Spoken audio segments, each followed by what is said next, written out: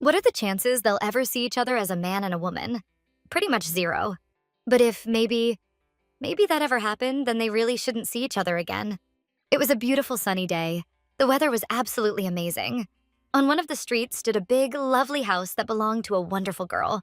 A girl named Young Yihan was sitting at home, staring at her computer, praying she would pass. Today, the university admission results were supposed to come out.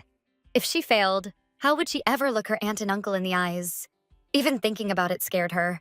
Young Yihan was very responsible, and she was especially worried because of Chio.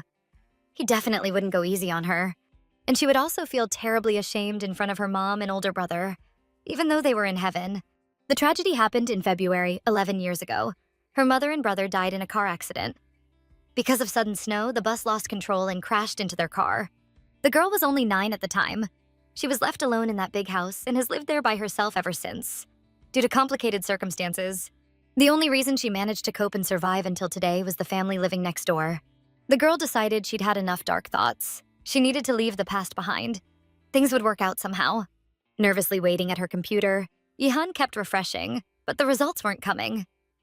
And then finally, she saw it. She was accepted into the university. Her joy knew no bounds. She threw on her clothes and ran to the neighbor's house, calling for her aunt, uncle, and Chio. Bursting into the house, she happily announced that she got accepted. Her aunt and uncle, who were in the kitchen, couldn't believe their eyes and were genuinely happy for her. Her aunt asked in disbelief if it was really true. Her uncle said he had never once doubted their little girl and wiped away a tear. Her aunt scolded him, saying it's such a wonderful day and he's already crying. Her aunt told Yihan she did an amazing job and couldn't imagine how proud they were of her.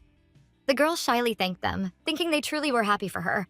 She asked where her appa was, but he quietly came up from behind and asked if she was looking for him.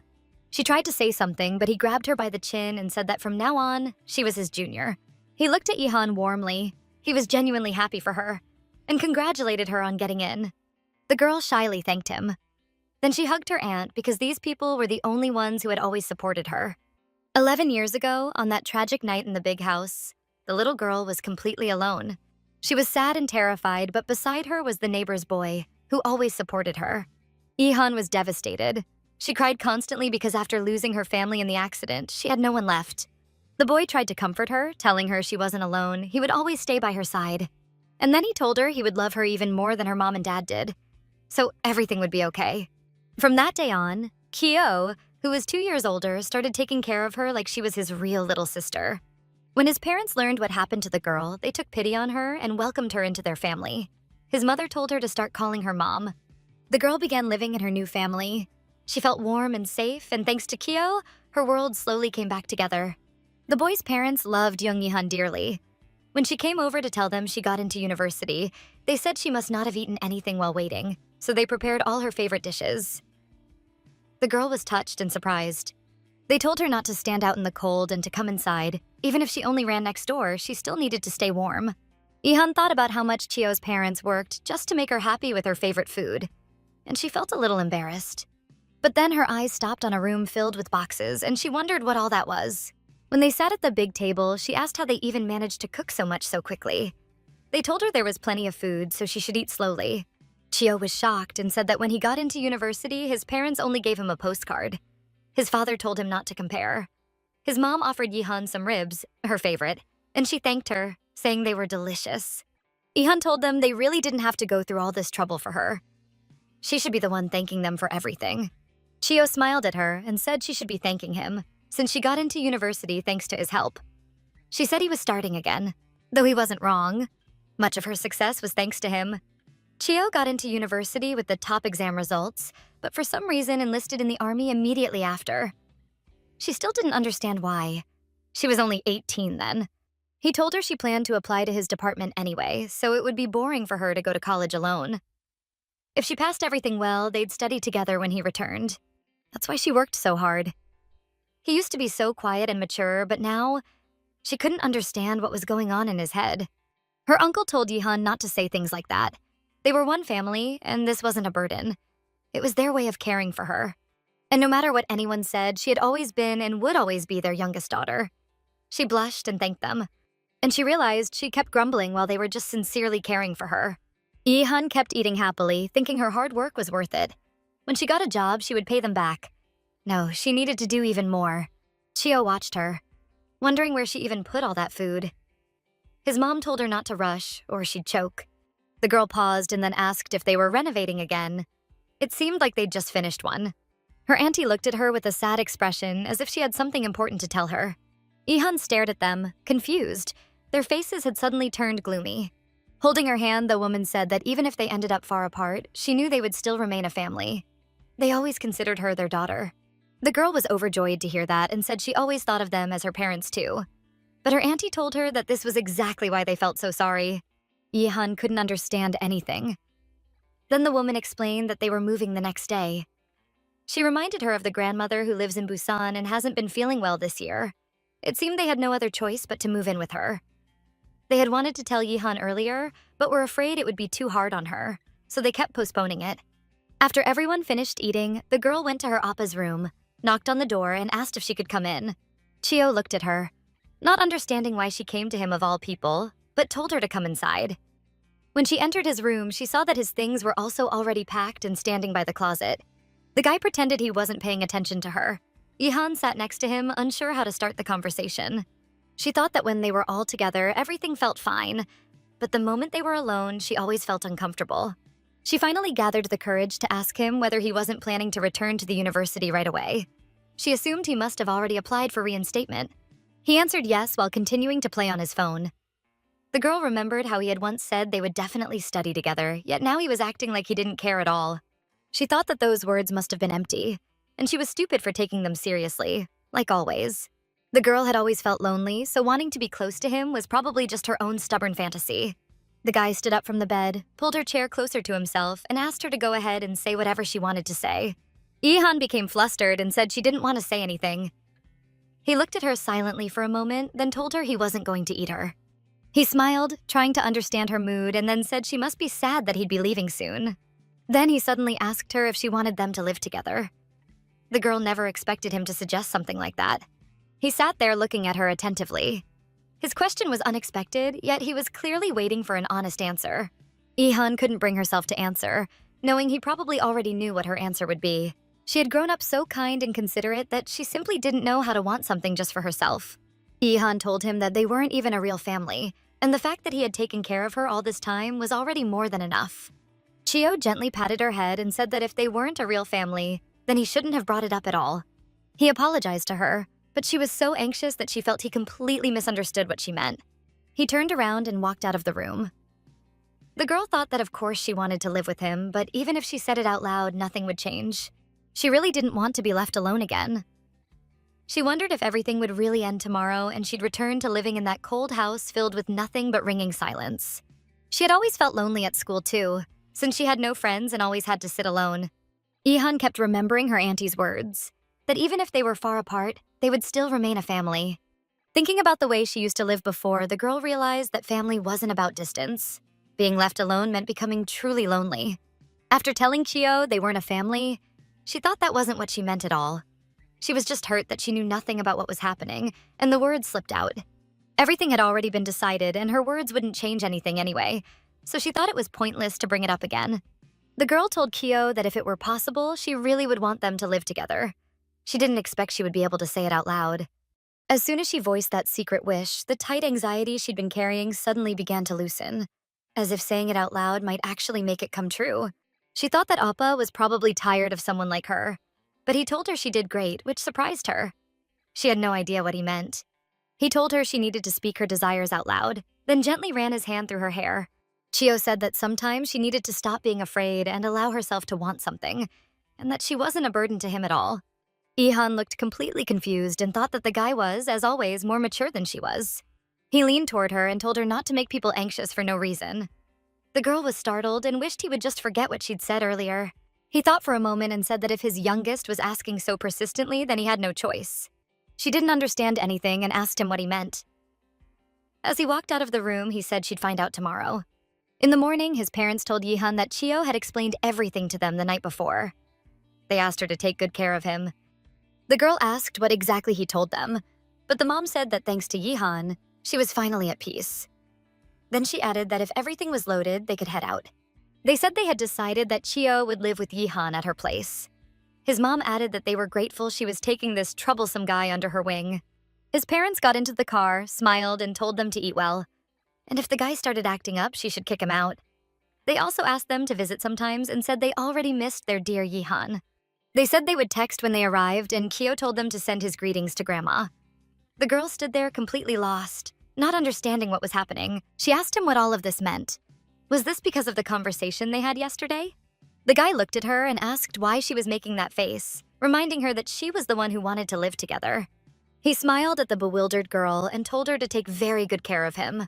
Home is a strange place. It seems like it's just a space closed off by four walls. But once you fill it with warmth, familiar voices, and the smell of dinner, it becomes a real home. But for Yihan, it was just an empty place. Something she could never fill again. She had forgotten what it felt like to live with someone. She stood there, staring at Kyo in confusion, while he repeated that she needed to take good care of him. She didn't understand why she was supposed to take care of him. Chio answered that she herself had said yesterday that if she had the chance, she would want them to live together. When she said she wanted them to live together, she actually meant everyone, her uncle and aunt too. She wanted all of them to stay together.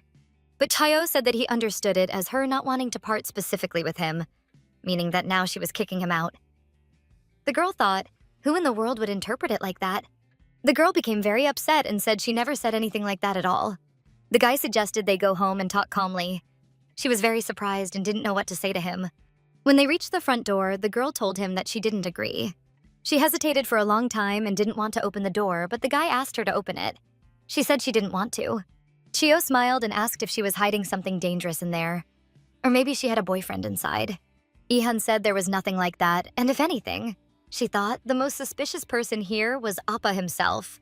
The guy leaned toward her and asked if she knew that ever since middle school, he had never once been inside her house.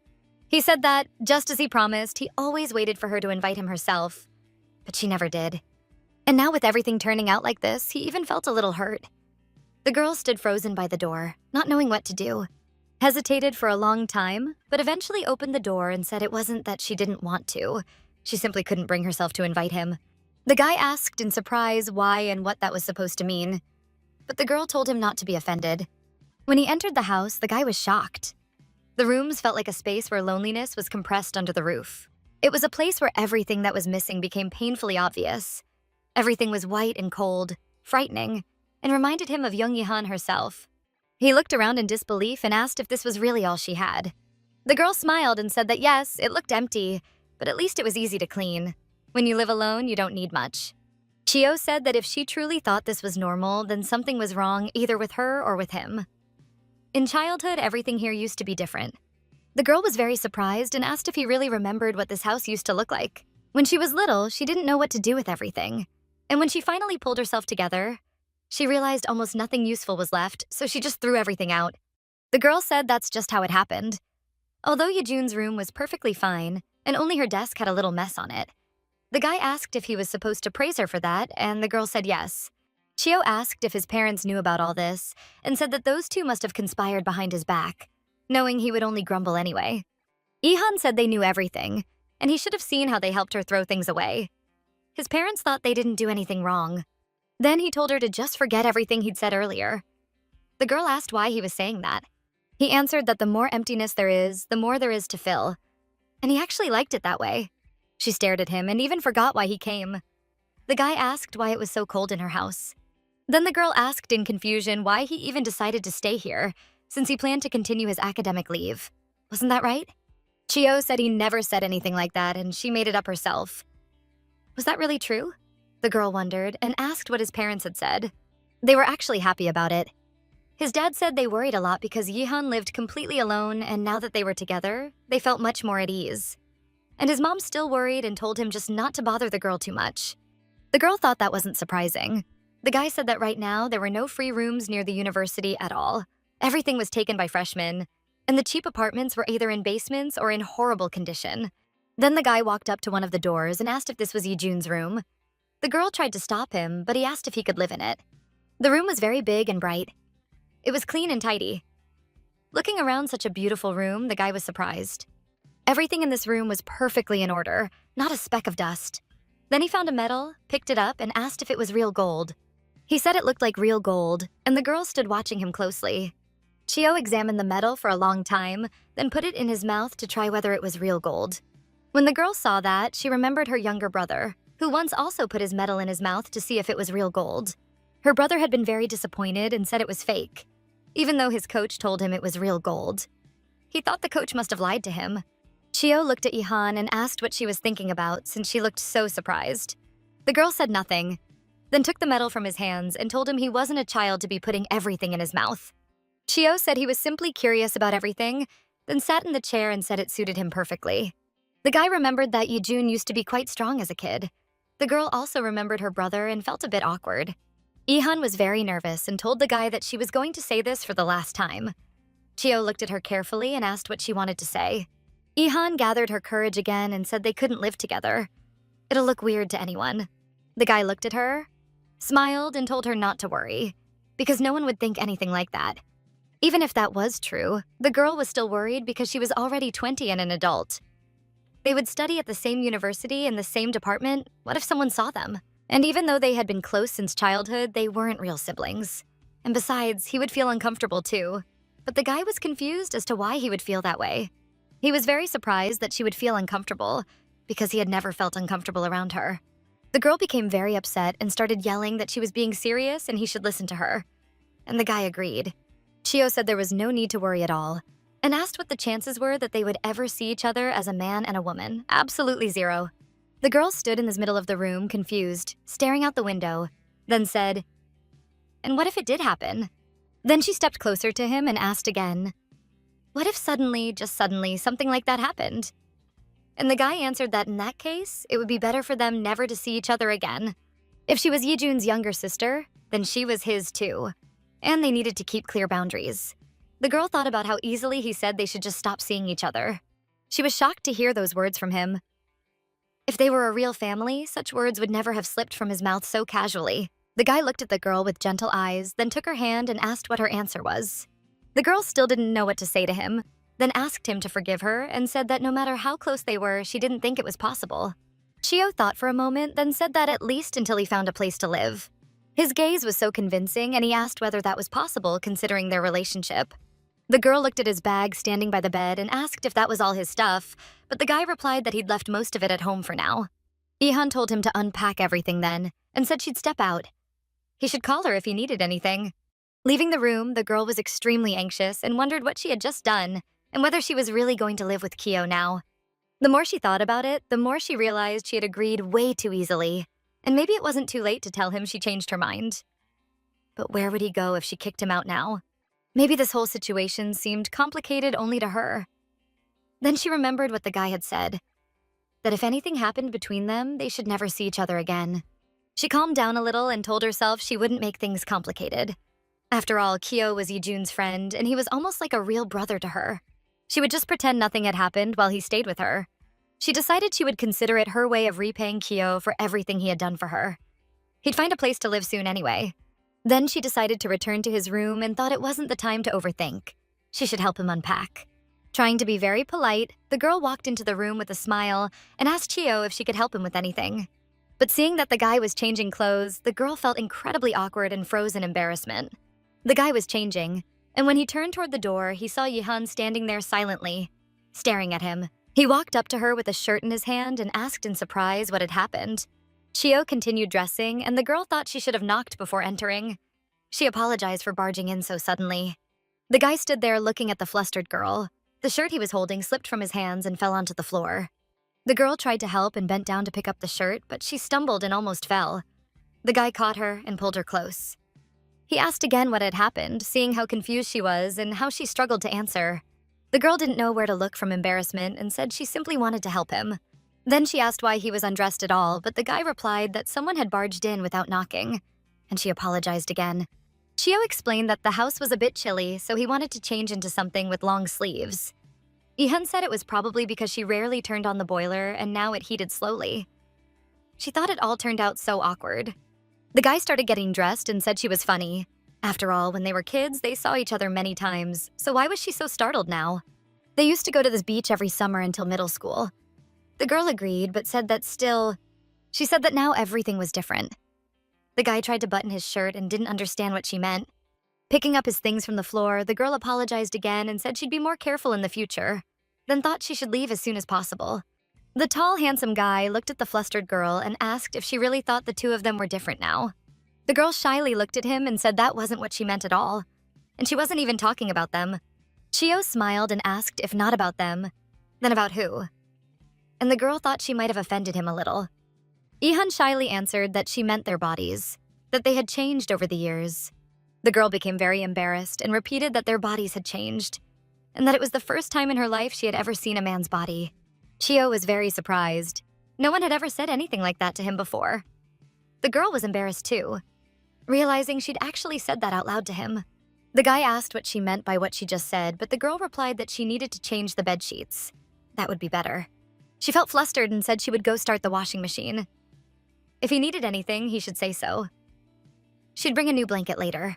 Leaving the room with the bedding in her hands, the girl wondered why she had said any of that at all. She heard the guy laughing behind the closed door and wondered how long he would keep laughing at her before walking away. The guy said he might go crazy, but there she was, the same one. Awkward, clumsy, his little sister Young-Ihan. Then he looked at his long-sleeved clothes and said that apparently he had changed for nothing. The girl put the blanket into the washing machine and thought it really needed to be washed. But then she heard a strange noise.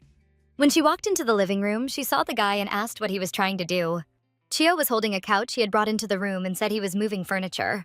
The girl was very surprised. She had no idea where this couch even came from. Then she realized it was the couch from the guy's parents' house. But the guy said his mom told him he could take anything they needed. The girl didn't understand anything. He was supposed to stay only for a short time, so why was he dragging everything here? Chio said that Grandma's place already has everything. Then he asked where to put the TV, maybe across from the couch. But the girl stopped him. Chio told her not to even think about helping him. She might get hurt, and then he'd have to take care of her. The guy set the TV across from the couch and said he needed to sweat it out before he could fall asleep. The girl looked at him and said she didn't mean that at all, not even close. After placing the TV down, the guy said everything was finally in its place and the house was slowly coming to life. Seeing such a beautiful couch, the girl wondered what she would do once dust started collecting on it. And that flower in the pot on the table, if she didn't water it on time, it would wilt quickly. Filling something up always came with the risk of losing it someday. Leaving everything empty was easier. That way you didn't have to lose anything, or remember anything either. Chio kept working, arranging the room with great enthusiasm, unlike the girl, who looked completely helpless. Ihan was exhausted from constantly thinking. She went to her room and closed the door. The guy grew tired from working and then glanced at the girl who had gone to her room. He didn't understand what was wrong. The clock on the living room wall showed almost 5 o'clock. Chio had already finished arranging the room. The girl lay in her bed and thought that the guy just wanted to feel at home while he was living there, because that was normal. Young-Ihan felt like a fool. She asked herself what problems a couple of things and pieces of furniture could possibly cause. That was exactly why she hadn't wanted to live with him. When she was little, she once asked her mom if she really had to go that day, because she thought she had a fever. Her mom apologized and said her brother had an important competition, and she needed to take him there herself. There was nothing she could do about it. Little girl told her mom she was sick, yet all she talked about was him. Maybe she loved him more. But her mom said that was nonsense. Her mom always said she loved both her children equally. And maybe it was true that she simply didn't spend enough time with her. Then she apologized to her daughter. Her mom felt her forehead and said the fever wasn't high, so everything was fine. And if the girl wanted, she would buy her something tasty on the way. The little girl thought for a moment and said she wanted a cake. In reality, asking for a cake from the city center was her small childish revenge. She just wanted her mom to think about her, even for a minute, on the way home. Her mom asked if today was some special occasion to buy a cake, because cakes were for special days only. The girl told her mom that today her brother would win a gold medal and she would get better. So it really was a good day. And her mom promised she would grant her wish. The girl woke up and felt upset because she had seen the same dream again. She sat up, resting her head on her knees. It felt painful and unpleasant. She had remembered that day again. That day truly turned out just as she had said. A good one. Her brother won gold and she recovered while waiting for them. And her mom remembered the girl's request. She didn't forget about the cake. At least until the accident. If she hadn't asked for the cake that day, they would still be with her now. Had her childish resentment taken away two of the people she loved most? Sitting on the bed, the girl thought that she wanted Chio to forgive her, because she didn't want this house to fill up. If she became happy here, she would feel ashamed in front of her mom and brother. But then, looking at the photo on her bedside table, the one with her, Kyo, and his parents, she hesitated. After all, when Kyo was in her home, she couldn't help feeling happy. Then the girl looked at the clock, wondering how long she had slept. The laundry had probably finished a long time ago. Leaving her room, she thought her appa must have done everything by himself. She apologized and said she hadn't noticed when she fell asleep. Looking around the room, the girl was surprised by how beautifully the guy had arranged it.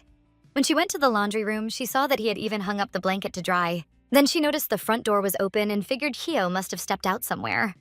The girl didn't want to stay inside either, so she decided to go up to the roof to get some fresh air. Outside, it was dark and cold. She froze so much her head cleared instantly. She stood there deep in thought, her mind filled with different memories.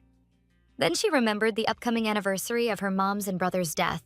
And then she noticed a guy standing outside the building. For a moment, something about it felt strange. The guy standing out there looked a bit like her brother. The girl tried to look closely and wondered, could it be Yijun? In rare moments, she imagined what her brother Yijun would be like if he were still alive. Maybe he would be taller than her by now. Maybe he would still smile with his eyes. And his voice. Maybe it would have stayed the same. Ihan wondered if he would have become a professional judoka or taken a completely different path. Looking at the guy outside, he looked exactly like the version of her brother she had always imagined. The girl closed her eyes, trying to pull herself together. She knew this happened to her every year before the anniversary. This wasn't the first time. It seemed like the guy waved at her, but she thought that if she blinked, he would disappear. She looked up at the starry sky, and even as she ran down the stairs, deep inside, she already understood. It was just an illusion. Running after him was pointless. She ran, thinking that just once, just one more time, she wanted to make sure. She started calling out for her brother. Outside, she ran into Kyo. Seeing Jung Yi-han, he said she really knew how to make people worry. The guy was holding a bag of food. He thought she hadn't looked sick earlier, and maybe this would cheer her up. And even if she refused, she would definitely eat it later. It seemed she had gotten overwhelmed when he moved the furniture without warning. He must have rushed. Before the anniversary, she reacted more sensitively to everything. And all he did was make her worry even more. Chio thought they should go back home so he could try to calm her down, because he was truly worried about her. Then he saw Yihan running down the street and wondered what she was even doing out here. Had she really run outside to look for him?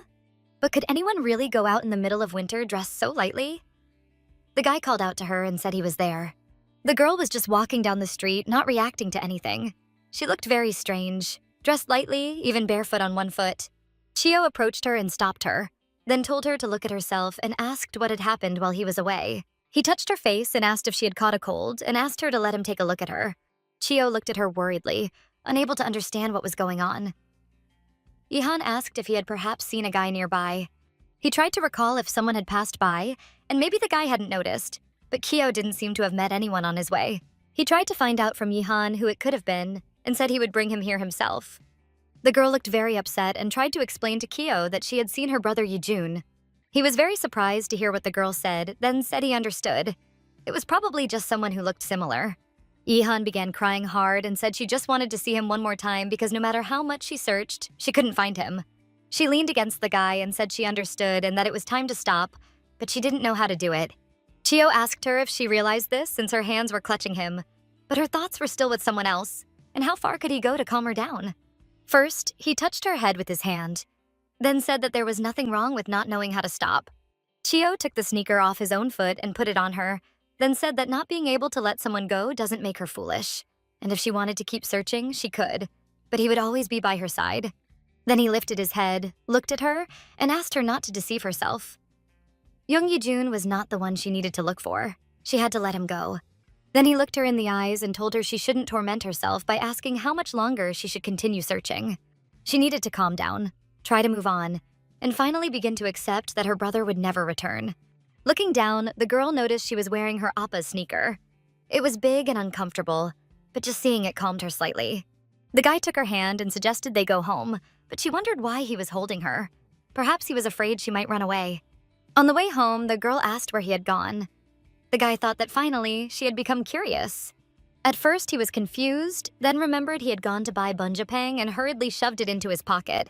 After all, when Yihan was a child, she had waited through the winter just for that, though now winter probably had other associations for her. When the girl took it in her hands, Kyo said it was fine. He would buy a new one tomorrow, and this one could just be thrown away. The girl took a bite, but the guy tried to stop her and asked why she was doing it. She replied that she hadn't had it in a long time. It was so delicious, and it was still warm. Then she said with joy and a smile that she was very glad they were like one family, and that she loved him very much. The guy thought, surprised, that she was talking nonsense. But so began their new daily life. Although she quickly realized that living together required far more preparation than it seemed. For example, what are you thinking? The guy asked, standing in front of the completely empty refrigerator. She rarely ate at home and hadn't thought that the fridge needed to be filled. Now, apparently, she would have to think about that too. She told the guy there was no other choice. Breakfast would just be ramen since there was plenty there, and he could choose whatever he wanted. Chio called his mom and said Yihan only ate ramen, but the girl told him to wait and that she would quickly go get groceries. He told the girl that later they could go together to the store, but for now, so she wouldn't worry, he would order delivery himself. The guy quickly called and arranged the delivery. A few minutes later, it was already outside their house. The courier said that finally it was this house and how difficult it had been to see her, since he still couldn't forget the first day he had brought an order to this house. The first time the courier brought an order, an incredibly pretty girl opened the door, and he really liked her. Since then, he always looked forward to the day she would place an order again so he could come back.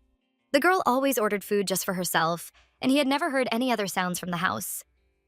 Did she really live alone in such a large home? The courier thought it was dangerous nowadays for a girl to live alone, since he couldn't come by every day to keep an eye on her. What if someone suspicious started hanging around her? But the door was opened by a young, handsome guy who greeted him. Chio stood there, looking at the courier with an unreadable expression. The courier could only stare back at him suspiciously. The guy asked what had happened, and the courier replied that everything was fine, then wondered if the girl had moved. Looking into the house, the courier said he remembered that the girl had lived there alone before. Chio smiled, looked at the courier suspiciously, then said that he understood everything. Hearing the courier's voice, the girl wondered why Oppa was standing there and asked him what had happened. The courier tried to enter the house to see if she really lived there, then asked what was going on, since she really did live there. Chio smiled at the courier and replied that now the girl didn't live there alone. The guy entered the room carrying the delivery and said she had been ordering delivery very often lately. The girl replied that it wasn't true. He placed the box of food on the table and looked at Yihan strangely. The girl pretended to be very surprised. She said she ordered at most once a month, and even then only when busy with school and having no time to cook. Then she asked why he suddenly asked about it. The girl asked if something had happened. The guy explained that the courier said she no longer lived alone and asked how he had found out. The courier explained to Kyo that he had just said it casually, without meaning anything. She was a regular customer, and he just wanted to check how she was doing, then wondered why he was even defending himself. Then he said that it was generally unsafe to live alone nowadays. The guy replied that there were already enough dangers, even those who intrude with unwanted concern. He took the delivery bag from the courier, thanked him for his concern, wished him well, and then closed the door. Chio got a little annoyed, then said it was nothing when the girl showed him the note attached to the order, which said to leave the delivery at the door, and she said she had already started worrying. Chio looked at the girl strangely and told her, by the way, not to prove something again. But the girl still didn't understand what he meant. The girl got upset and asked what he wanted to say, then wondered if something had happened to his face. Was he really that hungry? The guy's expression didn't change. He looked carefully at the girl, then told her not to order delivery anymore when she was home alone. Yihan asked why, and he replied that delivery was expensive now and paying for the service was wasteful. Then he said to wait a moment and went to the bathroom. Ah, that's why, the girl thought. It was already lunchtime. He was probably terribly hungry. Next time, she would need to buy groceries in advance. She took the delivery in her hands, put it on the table, and opened the bag. It looked very tasty and appetizing. Then she noticed her outfit and saw that she wasn't wearing underwear under her pajamas. But the pajamas were thick enough, so she thought it wasn't a problem and that Kyo probably didn't notice. Still, she resolved to be more careful in the future. The guy was still in the bathroom, and he couldn't stop thinking about whether she really ordered food every morning. Yihan wished Oppa a good meal, and he said that if she had eaten, she could go to her room. But the girl said that if he had bought everything, she could at least clean up. Nevertheless, the guy ordered her to go. Chio said that after the morning delivery, there was a heaviness in his stomach. He would move a bit and wash the dishes, and the girl agreed. The girl looked a little upset, thinking that from the very beginning, he hadn't even glanced at her. Perhaps he didn't like the food, and now she could only think about that. But then she decided at least to clean the table. By chance, she noticed the receipt for the delivery on the table. The amount was quite large. The girl thought that it was only the two of them eating, and almost 50,000 won was gone. On her way to her room, she thought that utility bills would probably double too, since living with someone immediately affects expenses. She sat at her desk, picked up her phone, and saw that her aunt even helped with tuition payments. And when school starts, expenses would only increase. Although for her birthday, she should still have some money left. Then Yihan's phone rang. It was her aunt. She asked the girl what she was doing and whether she had eaten yet. She was very happy to hear her aunt's voice and said that she had just eaten with Kyo, then asked if they had eaten too. Her auntie replied that they had just finished eating as well and were very happy to hear Yihan's voice. Then she explained that they had been busy moving since morning and hadn't had any rest. She asked if anything had happened with Kyo last night, and the girl replied that everything was fine. The woman asked if it really was so, noticing a trembling in her voice. Then she thought of Han Chio, that scoundrel, wondering what he could have done to Yihan during the night. But Yihan reassured them, saying everything was really fine, and that nothing had happened so they shouldn't worry. The girl knew her auntie would worry, so she couldn't tell her the whole truth. The woman said that if nothing had happened, then everything was fine. Auntie said that hearing her voice made her want to hug the girl even more, then said that soon her uncle would come to see her. She also said that she wanted not only to hear her voice. She had just sent money for expenses and asked if Yihan had received it. The girl didn't understand what money she was talking about. Since she was now living with Kyo, expenses had increased. His mother wanted the girl not to worry and to use the money freely. But the girl said it was too much. The woman said they would continue sending money regularly. Then she said they were going to finish their tasks and would call in the evening, and that they loved her very much. After talking to her aunt, Yihan thought about it and realized it wasn't the right time. Then she took her notebook from the shelf. She took a pen and began writing down her plans in her book. Living expenses with Chio, the money had been transferred again, everything seemed fine, but she must return both the money and the care. Yihan was very responsible and couldn't allow herself to accumulate more debt. She thought she would have to look for a part-time job. Chio came out of the bathroom, drying himself with a towel. He said that he finally felt lighter and wondered how young Yihan had managed to live like that before. Toilet paper scraps, bits for origami, shampoo and toothpaste. She gathered everything carefully, acting as if everything was fine. He was amazed by her. If breakfast was finished, he thought, they could go get groceries. But then he saw the girl was already running late. The guy asked Yihan where she was rushing. The girl saw Chio and stopped, holding a hair tie in her teeth. She tried to tie her hair and said she was late for a part-time job interview. The hair tie fell to the floor, and she tried to pick it up. She thought, honestly, there's never a moment of peace. The guy didn't understand why she decided to find a part-time job. Yihan said there was still time before the semester began, and she thought to start looking for one now. His mother had said she sent money for expenses, but the girl explained it wasn't about that. She thought it wasn't that there was too little money.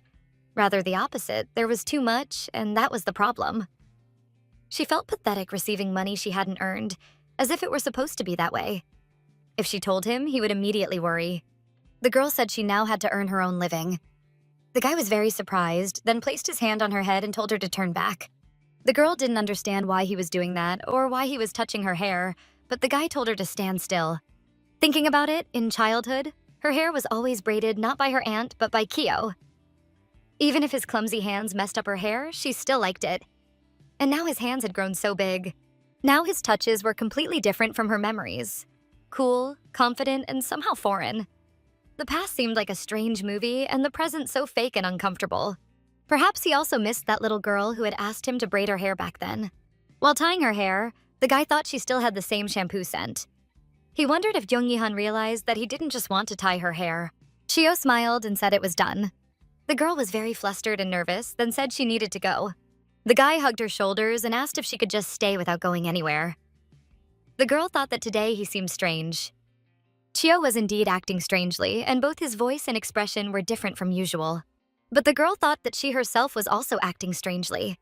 After all, they had only lived together for a day, and maybe she was overreacting. The guy asked if she would stay if he asked. The look on his face, which she had never seen before, had no hint of a joke. Such a familiar face suddenly seemed foreign. He said it so unusually seriously that she couldn't just brush it off with a smile. His words hung in the air as if they held another meaning.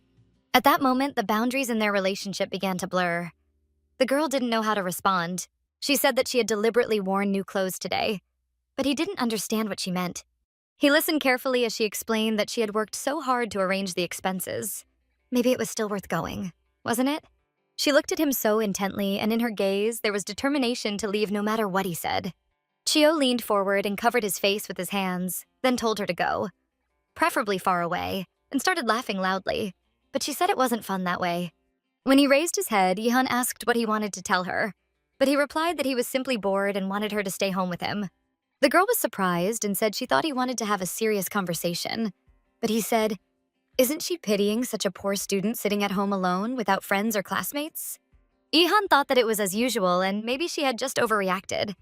Then she asked if he was serious. She started laughing and said that he asked with such a face that she almost changed her mind. Then she began putting on her coat and said that if she stood there any longer, she would be late. And once she finished, she would message him so he wouldn't worry. She opened the door and left, telling him they would see each other later and thanked him for helping with her hairstyle. Chio didn't say anything in response. He was very surprised but thought that she had just smiled and left. Yehan arrived at the cafe. Probably because it was her first interview, she was more nervous than she expected. She just needed not to stumble or make herself look foolish. She opened the cafe door and wondered why she was panicking when nothing had even started. She greeted and said she had an interview scheduled for 2 hours, thinking that no matter what, she had to try. A few days ago, Yehan had already attended interviews and had been rejected everywhere. She was very upset about it. At first, she tried to get a job at a cafe that strictly required a barista certificate and work experience. Then she tried to get a job at a small restaurant, but there she would have to clean the grills and serve guests. They told her she physically wouldn't be able to manage it. She also tried to work at a 24-hour convenience store. But even there, they said that since she was only there for the holidays, she would leave eventually. If she came without a labor contract and for minimum wage, then it could work. She thought that job hunting was quite a challenge. The announcement said that no experience was needed and the applicant's gender didn't matter. Yehan was really nervous because her previous attempts to find work had failed, but suddenly her phone rang. It was Kyo calling to ask how her interview went. She replied that she was sitting in a cafe, drinking coffee, as there was still time, but she could tell from his face that he had called just to tease her. He told her that she wouldn't get the job anyway and that she should stop all these antics and return home, as he was bored being alone. The girl smiled confidently and said that today everything would definitely work out for her, and previously she had just been unlucky. The guy was surprised by her confidence, smiled, and asked where her interview was today. She asked if he remembered the Ini building, where a new board game club had opened. Chio smiled and said that classes would start soon anyway, so there was no rush to find work. The girl agreed, but indeed soon she would be overwhelmed with responsibilities. Maybe it wasn't worth overexerting herself yet. Especially if she wanted to find something long-term in her field, her confidence slightly waned. The guy told her not to overthink it, but the girl thought that at first he seemed indifferent, and now he was encouraging her since she knew he would change. She said that it was also time for him to think about himself. He told her that she had only been in high school and had never really had fun. He just wanted her to start living genuinely at university without unnecessary worries. He would cover most of her expenses and she didn't need to worry about money. The girl smiled and thanked Kyo. She said that even if she was rejected today, she would keep looking calmly and without fuss. The girl said she should go now. Chio told her to wait, but she thanked him for caring and hung up. The guy looked at his phone screen and thought that just now it seemed she had distanced herself. And sometimes it felt like an invisible wall between them was getting higher. They had been together for years, and he thought he understood her at least a little. But it was just an illusion. Young Yehan only shows what she wants him to see. Everything else she doesn't intend to reveal. The girl walked down the street thinking that she wouldn't mind living for herself a little, but she was afraid that if she let herself go, everything would just collapse. Earlier, when her friends met her on the street, they would always call her to go somewhere and spend time together. Once again, when her friends met her, they said they were going to karaoke and invited her to join. But the girl didn't want to go anywhere at all. She apologized and said that if she stayed out too long, people at home would worry, and she promised to go next time. Her friends thought that Yehan had refused again, but she wouldn't have gone anyway. Why even ask her in the first place? But a friend told everyone that they had no idea what her situation was, so they felt sorry for her. The girl thought that her task was simply to live calmly so that Kyo and the others wouldn't worry about her. The main thing was not to forget that it was her choice. Then she heard a message on her phone. She thought it was Kyo, but it wasn't. It was information about the interview at the board game club. They said the location had changed and she needed to go to the office on the ground floor because of renovations. The girl was very surprised. She quickly chose a route and arrived at the destination. Opening the office door, Yihan greeted them. In the office, a very stern-looking man greeted her and asked what she needed there. Seeing him, the girl thought, could this really be the manager? The girl approached and greeted him again, then said she had an interview scheduled for 4 p.m. But another man entered the office and, seeing the girl, asked if she was really student Young Yihan. The man said he saw that she had arrived early as he was in charge of the place. The interview would take place inside and invited her to go to another room. Yihan thanked him and thought it was good that such a polite man would be conducting the interview. The other man in the room gave them a strange look. The girl thought everything was fine and that this time she really should manage. Walking down the corridor, she thought that the office layout was strange. The corridor was narrow. Rooms were tightly next to each other, like in a cheap dormitory. The man said that their office was a bit old, but the girl replied that it was fine. Then she wondered what had been here before. And then he invited the girl into one of the rooms and said that the interview would be held here. Yihan was surprised.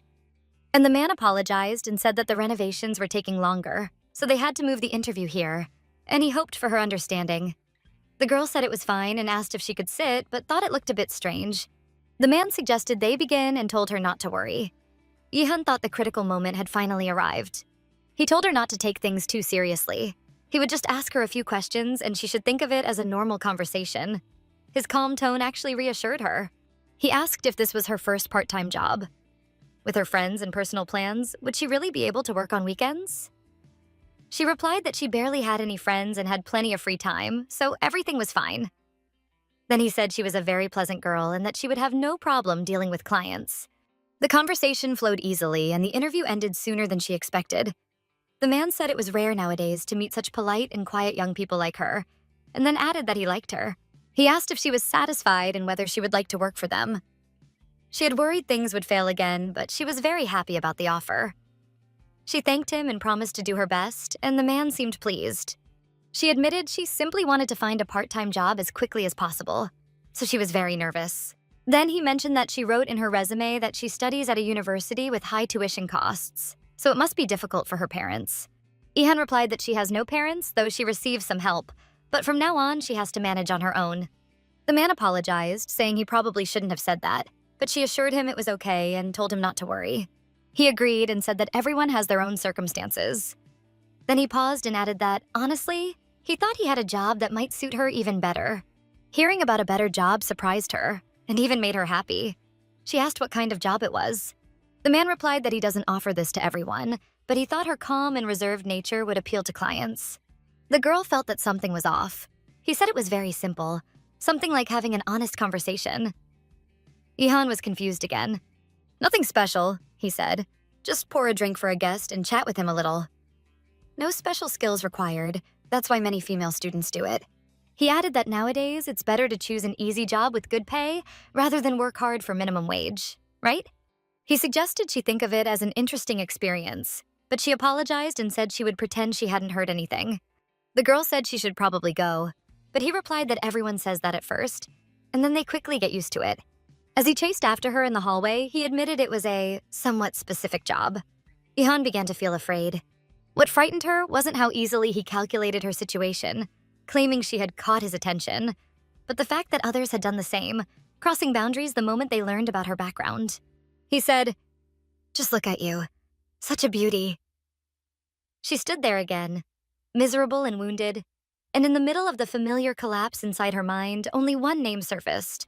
While the man kept urging Yihan to consider the new job, she suddenly heard strange footsteps behind her. She turned and saw Kaio behind her. His face was strict and furious. Getting closer to the man, he told him to get his hands off his sister. Back then, Chio didn't call her his little sister. They simply lived nearby. She was the younger sister of his friend, and he was a friend of her older brother. Nothing happened between them except occasional encounters, until the day he walked into the office where she was having her interview. That was the first time he called her his sister. She still remembers the moment he told the man to take his hands off his little sister. Yihan was pleasantly surprised. She had never heard anything like that from Kyo before. His words felt like a shield. When Chayo walked into the office where the interview was taking place, she was shocked and couldn't understand how he knew she was there. While she was talking to the man in the hallway, Kyo noticed her hair was down, and that the man was holding her hair tie. When the guy had tried to tie her hair, the band kept slipping because he hadn't twisted it properly. But he said that was why he was trying again. The guy wondered what other pain she had swallowed in silence while he wasn't there. Maybe anger, a feeling that grows quietly. Chio said this was a strange place for an interview, and that there wasn't a single board game club in the building. No signs, no cameras, just a basement with nothing resembling an office. Anyone would call it a trap, not an interview.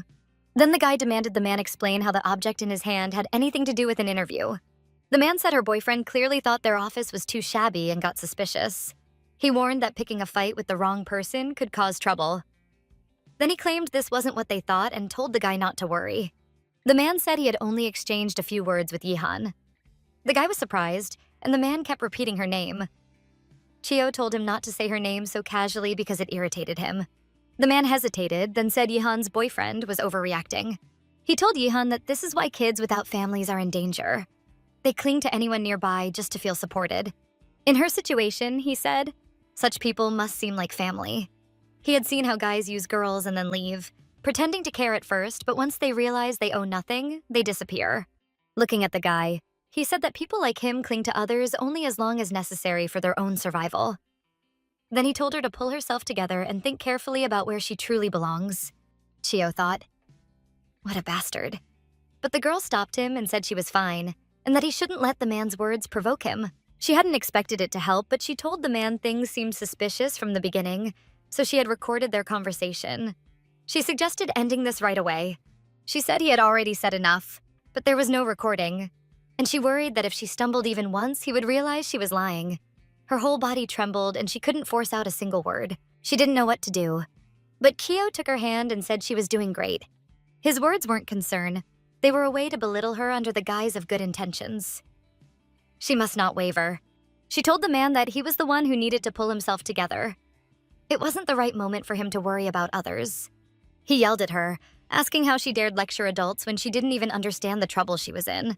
She answered that having no family does not mean she clings to the first person who appears. She knows that love and compassion shouldn't be given to just anyone. Then, looking at him, she said it wasn't the building that was shabby. It was the way he looked at people. The girl and the guy turned and walked away. She told him that if he wanted to say something, he should think twice, because if he said even one word, she would call the police. She turned back and proudly said that if he wanted to find out where his place really was, he should go ahead and continue. Chio and Yihan went outside. The guy smiled and asked if she was okay. She replied that the grip of fear had released and her legs could hold her again. He offered to carry her in his arms, but she said it was fine. It wasn't that serious. Chio smiled and told her she looked completely different back there. In a good way, of course. Such a convincing lie in that situation. She replied that she had only acted that way because of him. She had been very scared. Yihan remembered how he had told her she was doing great. That gave her confidence. Then she asked how he knew she was in the basement of that building, since she had only mentioned she would be in Innie's building. But he told her not to ask because he had suffered enough over it. Time passed and the girl didn't contact him.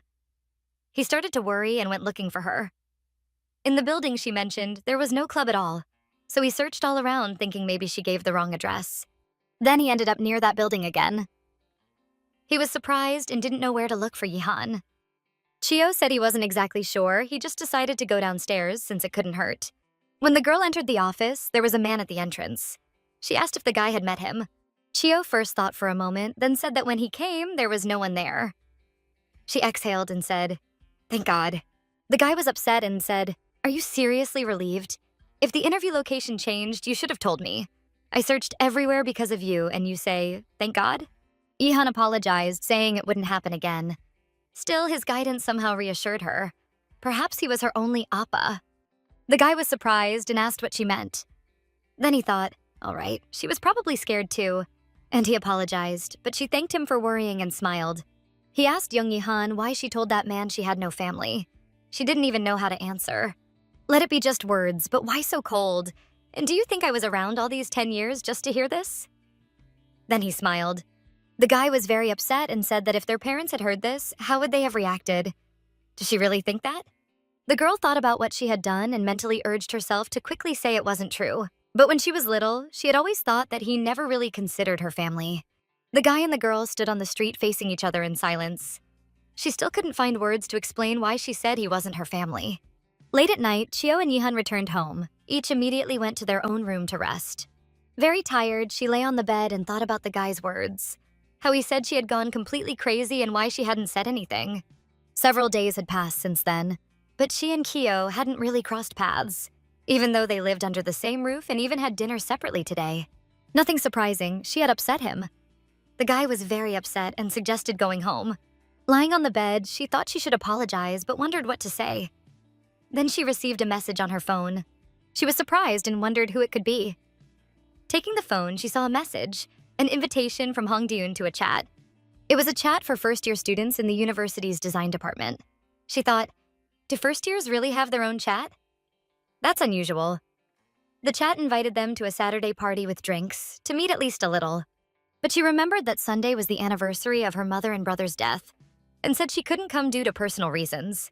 However, when Saturday evening came, she went to the party, where many first-year students were constantly chatting, meeting, and discussing which club they planned to join. She shyly sat at a table and continued listening to her classmates' conversations. Everyone was having fun and enjoying themselves. Usually, on the eve of the anniversary, she felt uneasy and stayed home. But today, she came here to avoid irritating Kyo even more. She hadn't even warned him, just went. She thought that maybe staying here would help her stop overthinking. She constantly remembered her mother's words, apologizing and asking if she wanted something tasty. When she was little, she said she wanted a cake. Her mother promised she would come back and buy it for her. A girl sitting next to her asked if she was okay. Yehan said she was fine, just embarrassed since it was her first time in such a place. She said they were probably all here for the first time, so she shouldn't worry. Then she offered a drink. The girl said her name was Hong Daeun. Young Yehan also introduced herself, took the glass, and wondered if she was holding it correctly. Hong Daeun offered friendship.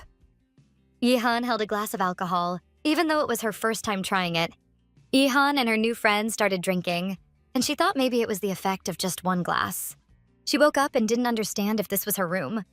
She remembered drinking at the cafe and wondered how she ended up here. She felt someone's hand touch her hair and asked who it was, because she couldn't understand what was happening. When she came to, she saw Kyo in front of her, who said he had brought her here. Yehan was surprised by his words. 2 hours ago, Yehan was still at the club with her classmates. They were having a lot of fun, sharing interesting stories. Hong Daeun offered her another drink. She refused, thinking she hadn't even drunk properly, yet already felt overwhelmed.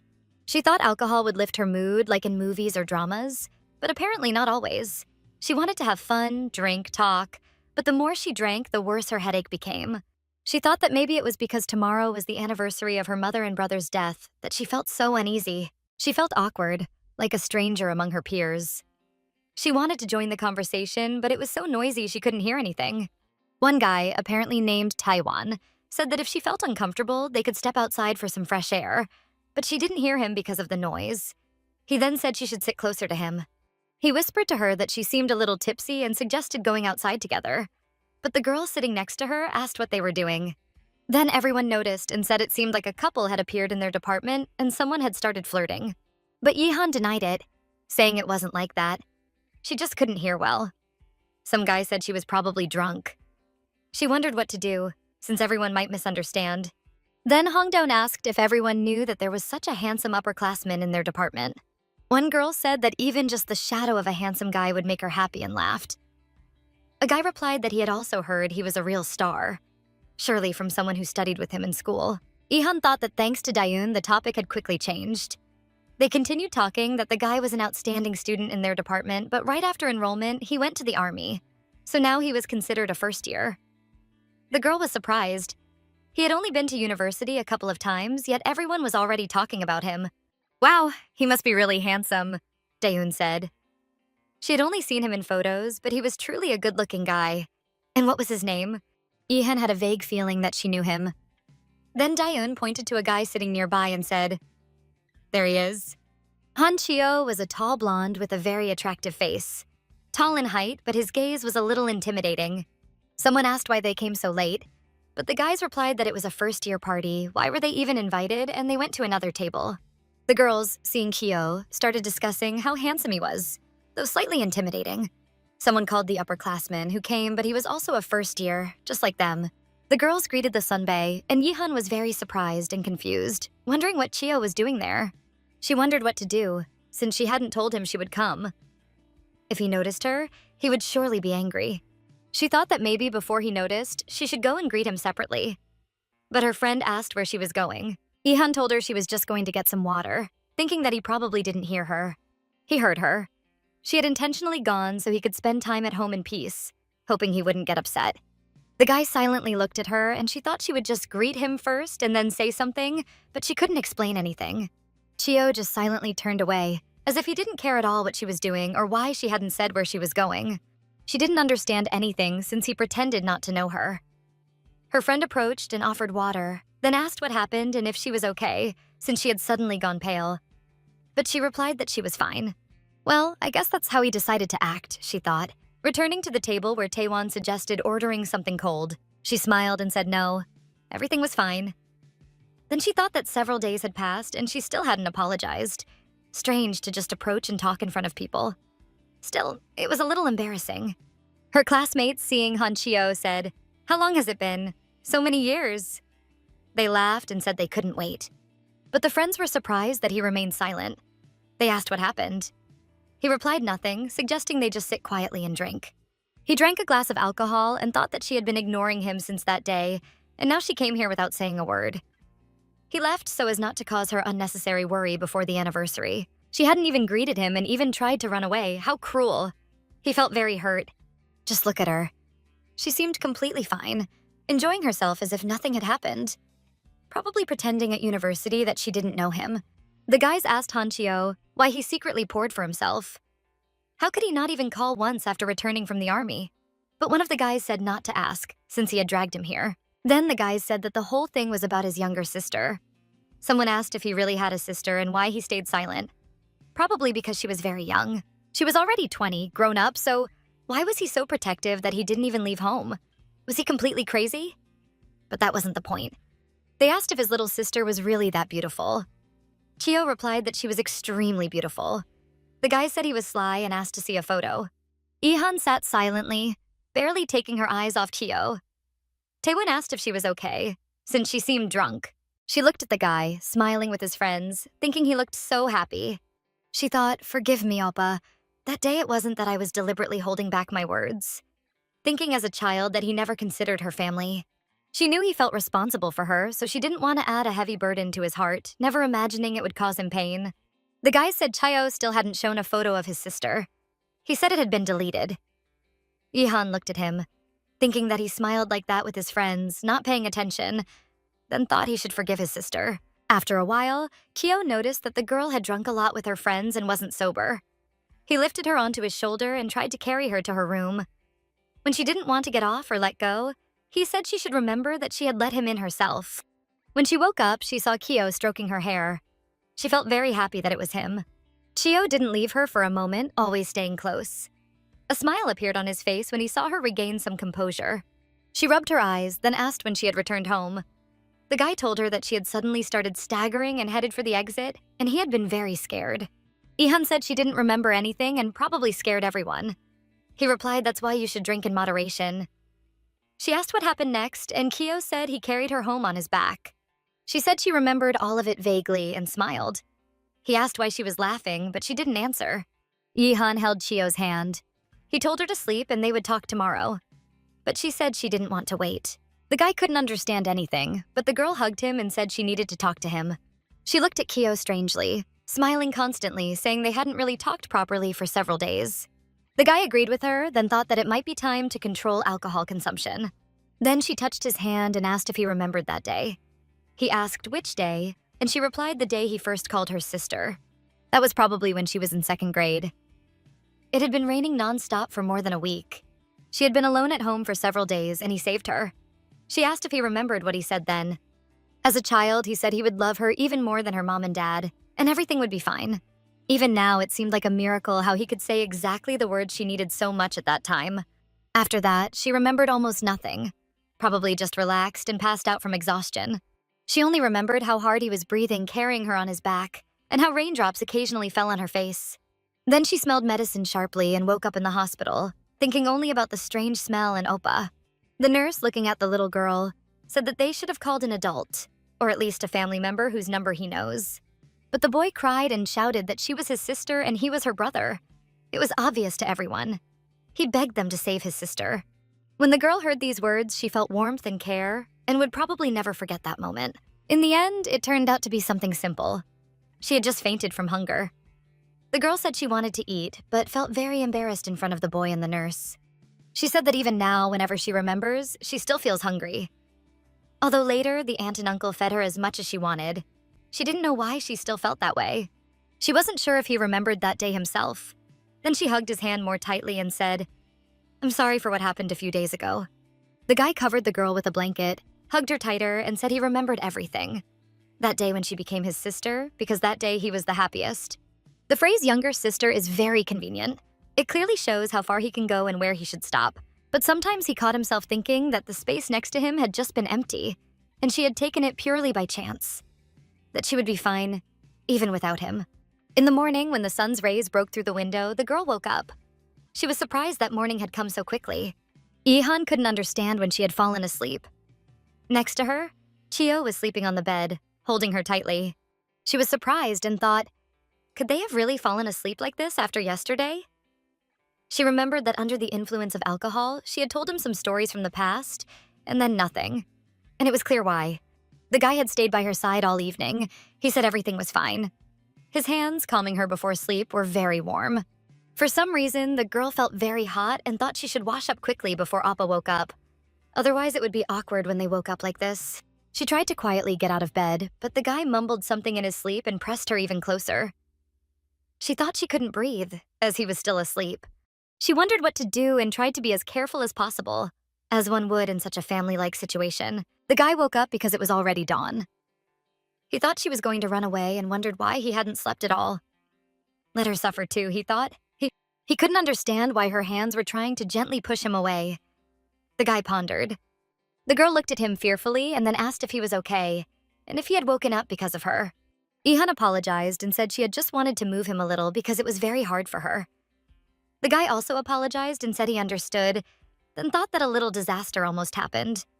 Chio said that since they were already awake, they should get ready to go to the cemetery. The girl agreed. He smiled and asked if she had a hangover, and the girl said everything was fine. When Yihan went outside, the guy said they could leave if she was ready, but she said just a moment, and was very surprised. She was surprised because she saw that her brother had a car. Chio said that his father had left it, and since they lived together, it could be needed at any moment. He hadn't mentioned the car before. The girl asked, then what about Uncle without a car? The guy replied that the car was with his mother, so she shouldn't worry and should get in. Chio buckled her with a seatbelt and asked if she was worried about his driving skills. The girl said no, she just felt a little uncomfortable. The guy said she shouldn't worry about anything. His father had told him that if he ever drove other girls besides Yihan, he knew what his father meant. He said he would still only drive her. The guy told the girl they could leave now and that the journey would take about an hour. The girl agreed. On the way, the guy told Yihan again that he would still only drive her. The girl thought about it and felt very happy to hear this. He asked if she was listening, but the girl asked again what he had said. Chio asked how she had slept last night. She replied that she had slept wonderfully, then thought that since early morning, she had been thinking only about his words. Then she asked why he was asking. The guy said he was asking just because. Usually, on the eve of their anniversary, she slept badly, so he wanted to know if she was okay, especially after drinking. Then he thought that she was even beside him and didn't even know it. A lucky coincidence that she had slept well. The girl said she was fine. They drove through the city and talked. The girl said that she hadn't even had any dreams with him. Usually, when sleeping alone, she tossed and turned all night, but beside him it was surprisingly comfortable. The guy thought he had probably asked in vain. Now she was completely silent, and he might drive quietly. Then she remained silent the whole way, looking out the window. For some reason, she felt very heavy inside and became sad. They arrived at the cemetery. The girl got out of the car and told the guy he drove wonderfully. The weather outside was windy, and Chio asked if she was cold, but the girl said everything was fine and they could go. The place where her mother and brother rested hadn't changed, no matter how many seasons passed. It seemed to know that she would grow up and return there. They stood next to each other, feeling very sad and heavy-hearted. Perhaps that's why sorrow always lingers in this place. Ihan thought she hadn't seen her mother and brother in a long time. Chio said he would go to the car because he forgot the flowers. The girl asked if she could go with him. The guy told her to stay there and that he would be quick.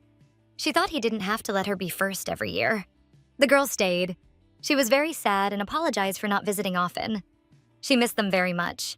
In front of her mother and brother, she always felt like a little girl, as if the sorrow hidden deep in her heart was bursting out again. She said that if they only knew what had happened to her all this time. Then she heard footsteps behind her. Ihan was surprised and thought, Appa came back so quickly? Then she wondered if someone else had come besides her. An aunt approached Ihan and asked how she was doing. The girl was very surprised. The aunt said that it seemed they hadn't seen each other since she was in middle school, and she must be about 20 now, as so much time had passed. The aunt had always been a difficult person for her. Once, they even lived together briefly, but never got closer. Because the aunt despised her more than anyone in the world, she always blamed the girl for the death of her mother and brother. On that terrible day for the girl, the aunt screamed that it all happened because of her. People tried to calm her, saying she shouldn't say such things to a child. She said she was already 20 and it was time to look for a job, since it wasn't easy to find a proper place now. The girl told the aunt that she had actually enrolled in university this year and apologized for not telling her earlier. The aunt was very surprised that the girl had entered university and asked where she got the money. Was she still living off that family? She had told her many times that those people just wanted to get her insurance payout. The aunt said she had already told her many times that those people only wanted to get their hands on her insurance payout. Then she asked if she understood the price of whose lives it was, and whether she was really going to give them all the money anyway. She tried to convince the girl that they weren't as kind as she thought they were. The aunt said that Yihan and her father were alike, but the girl immediately interrupted her and said not to call that man her father. The aunt was surprised and asked why. Yihan got upset and said she shouldn't call that man her father because she had never considered him one. The aunt agreed and was about to leave. She said that was enough for today, but warned the girl to keep in mind that she would contact her again regarding the insurance money. The girl stood there in silence, completely confused, but the aunt added that she hoped the girl would take her words seriously. The girl pulled out her phone and checked the time. It was already 2 p.m. She thought that it was probably time for her to leave. Chio, who was walking up the stairs with a bouquet of flowers he had forgotten in the car, noticed a woman walking down the stairs. As he passed her, it seemed to him that the woman's face looked strangely familiar, but then he decided he must have imagined it. Young Ihan was about to leave because it was a bit cold, but Chio came up to her and asked if she had been waiting for him long. When she saw him, she asked why he took so long. Chio replied that he had decided to buy a heating pad on the way. The girl smiled and said she had thought that maybe something had happened. Seeing the sad look on her face, he first wanted to ask what was wrong, but then decided it would be better to pretend he hadn't noticed. After putting down the flowers, the girl thought how lucky she was that Chio didn't ask her anything.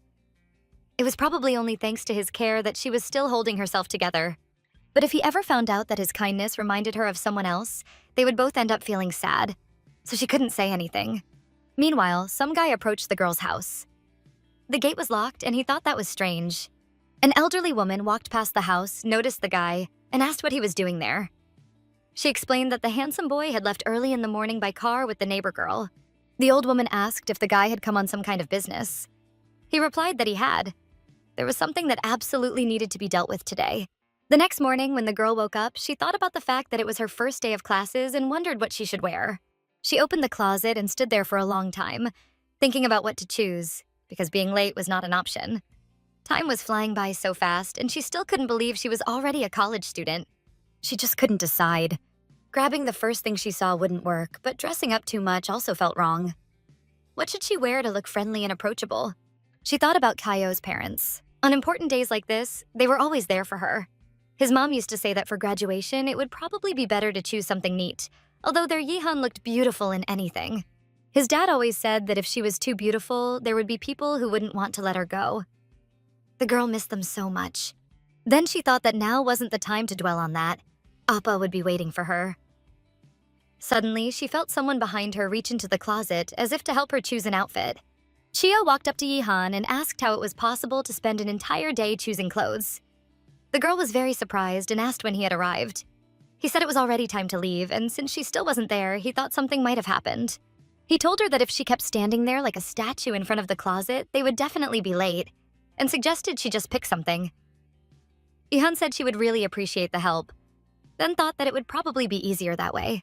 The guy agreed to help her, but warned her not to complain later. He started picking out clothes, and the girl thought about how close he was standing to her right now. Chio was surprised that all her clothes were so thin. The girl stayed silent, thinking that whenever it was just the two of them, she always felt a little awkward. But this was a completely different kind of awkwardness. The uncomfortable atmosphere seemed to wrap itself around her skin. The guy looked at her, not understanding why she had suddenly gone so quiet. Ihun continued standing there, lost in thought. Because of how awkward she felt, she even started to feel a bit warm. When the guy looked at her, he still couldn't understand what was going on. He said this wouldn't work and asked what was wrong, reminding her that they had agreed there would be no complaints. When the girl saw the outfit he had chosen for her, she put it on, but she felt awkward and uncomfortable. On the way to the university, the girl said that, in her opinion, the outfit looked a bit sloppy. But Chio replied that she looked like a real student, not someone who came there to have fun. He explained that she just didn't know yet that for a student, the best clothes are the ones that make it easier to focus on studying. Try sitting for hours in uncomfortable clothes. Do you really think that would help you get good grades? The girl said she was listening to him, and it actually sounded like he made sense. The girl hesitated and said that he himself was dressed very nicely. He replied that he would look great even in a potato sack. Ihun thought he was saying some really strange things. Then she asked whether the first class usually ended quickly and suggested they have lunch together today. The guy agreed and said that he actually wanted to discuss something related to that. The girl was surprised. Finally, they reached the university. The girl looked around. The campus looked just like something out of a K-drama. She thought, so this is what my university looks like. Ihun felt overwhelmed by what she saw and thought that she would have to walk around all by herself. She didn't expect this from Kyo. He suggested that at the university they should pretend they were meeting for the first time. The girl asked why, but he replied that it was perfectly logical. He said that since she herself had pretended they didn't know each other, if it suddenly turned out they were actually very close, it would look kind of strange. The girl almost agreed with him. He added that if they acted really close and then someone found out they even lived together, it would be awkward for both of them.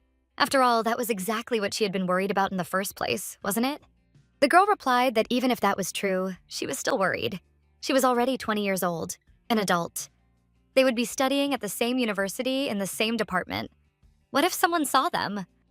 The guy gently touched her head and told her not to worry so much. He would be very careful. He asked her to imagine that they were starting over with a clean slate, like a freshman and an upperclassman from the same department.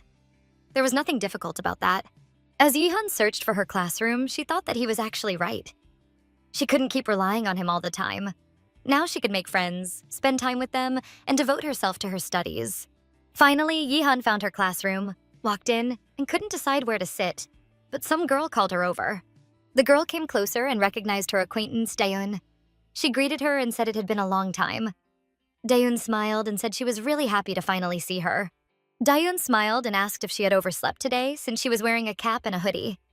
Ihun replied that something like that happened and thought to herself that she hated Kyo.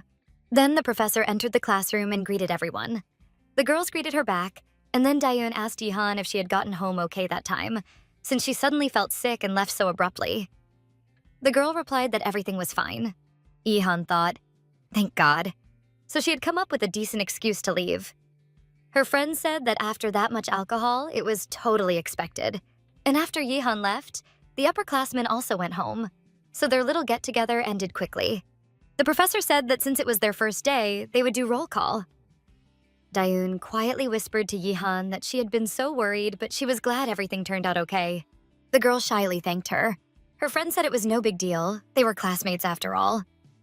Ihun thought that Daeun really did seem like a genuinely good person. Then the professor greeted them again and introduced herself as Kim Seong-hyun. She said she taught the fundamentals of visual design course for freshmen during the first semester. Today, she would explain the entire syllabus, the assignments, and how classes would be run this semester. The professor continued, saying that this course would teach them how to visually express form and concept. Ihun carefully wrote everything down in her notebook, thinking that she would work hard to earn a scholarship. While the girl was diligently taking notes, her friend said there was something she was really curious about. Ihun was surprised. Daeun asked whether Ihun had happened to attend Yuhan Middle School. Ihun was shocked and asked how she knew. Her friend said that she had gone there too, though she transferred in during her 3rd year of middle school. The girl apologized for not recognizing her right away. Daeun said that she herself wasn't sure at first if it was really her. But honestly, that wasn't the real reason she asked. The girl looked at her suspiciously and thought, what is this pause about?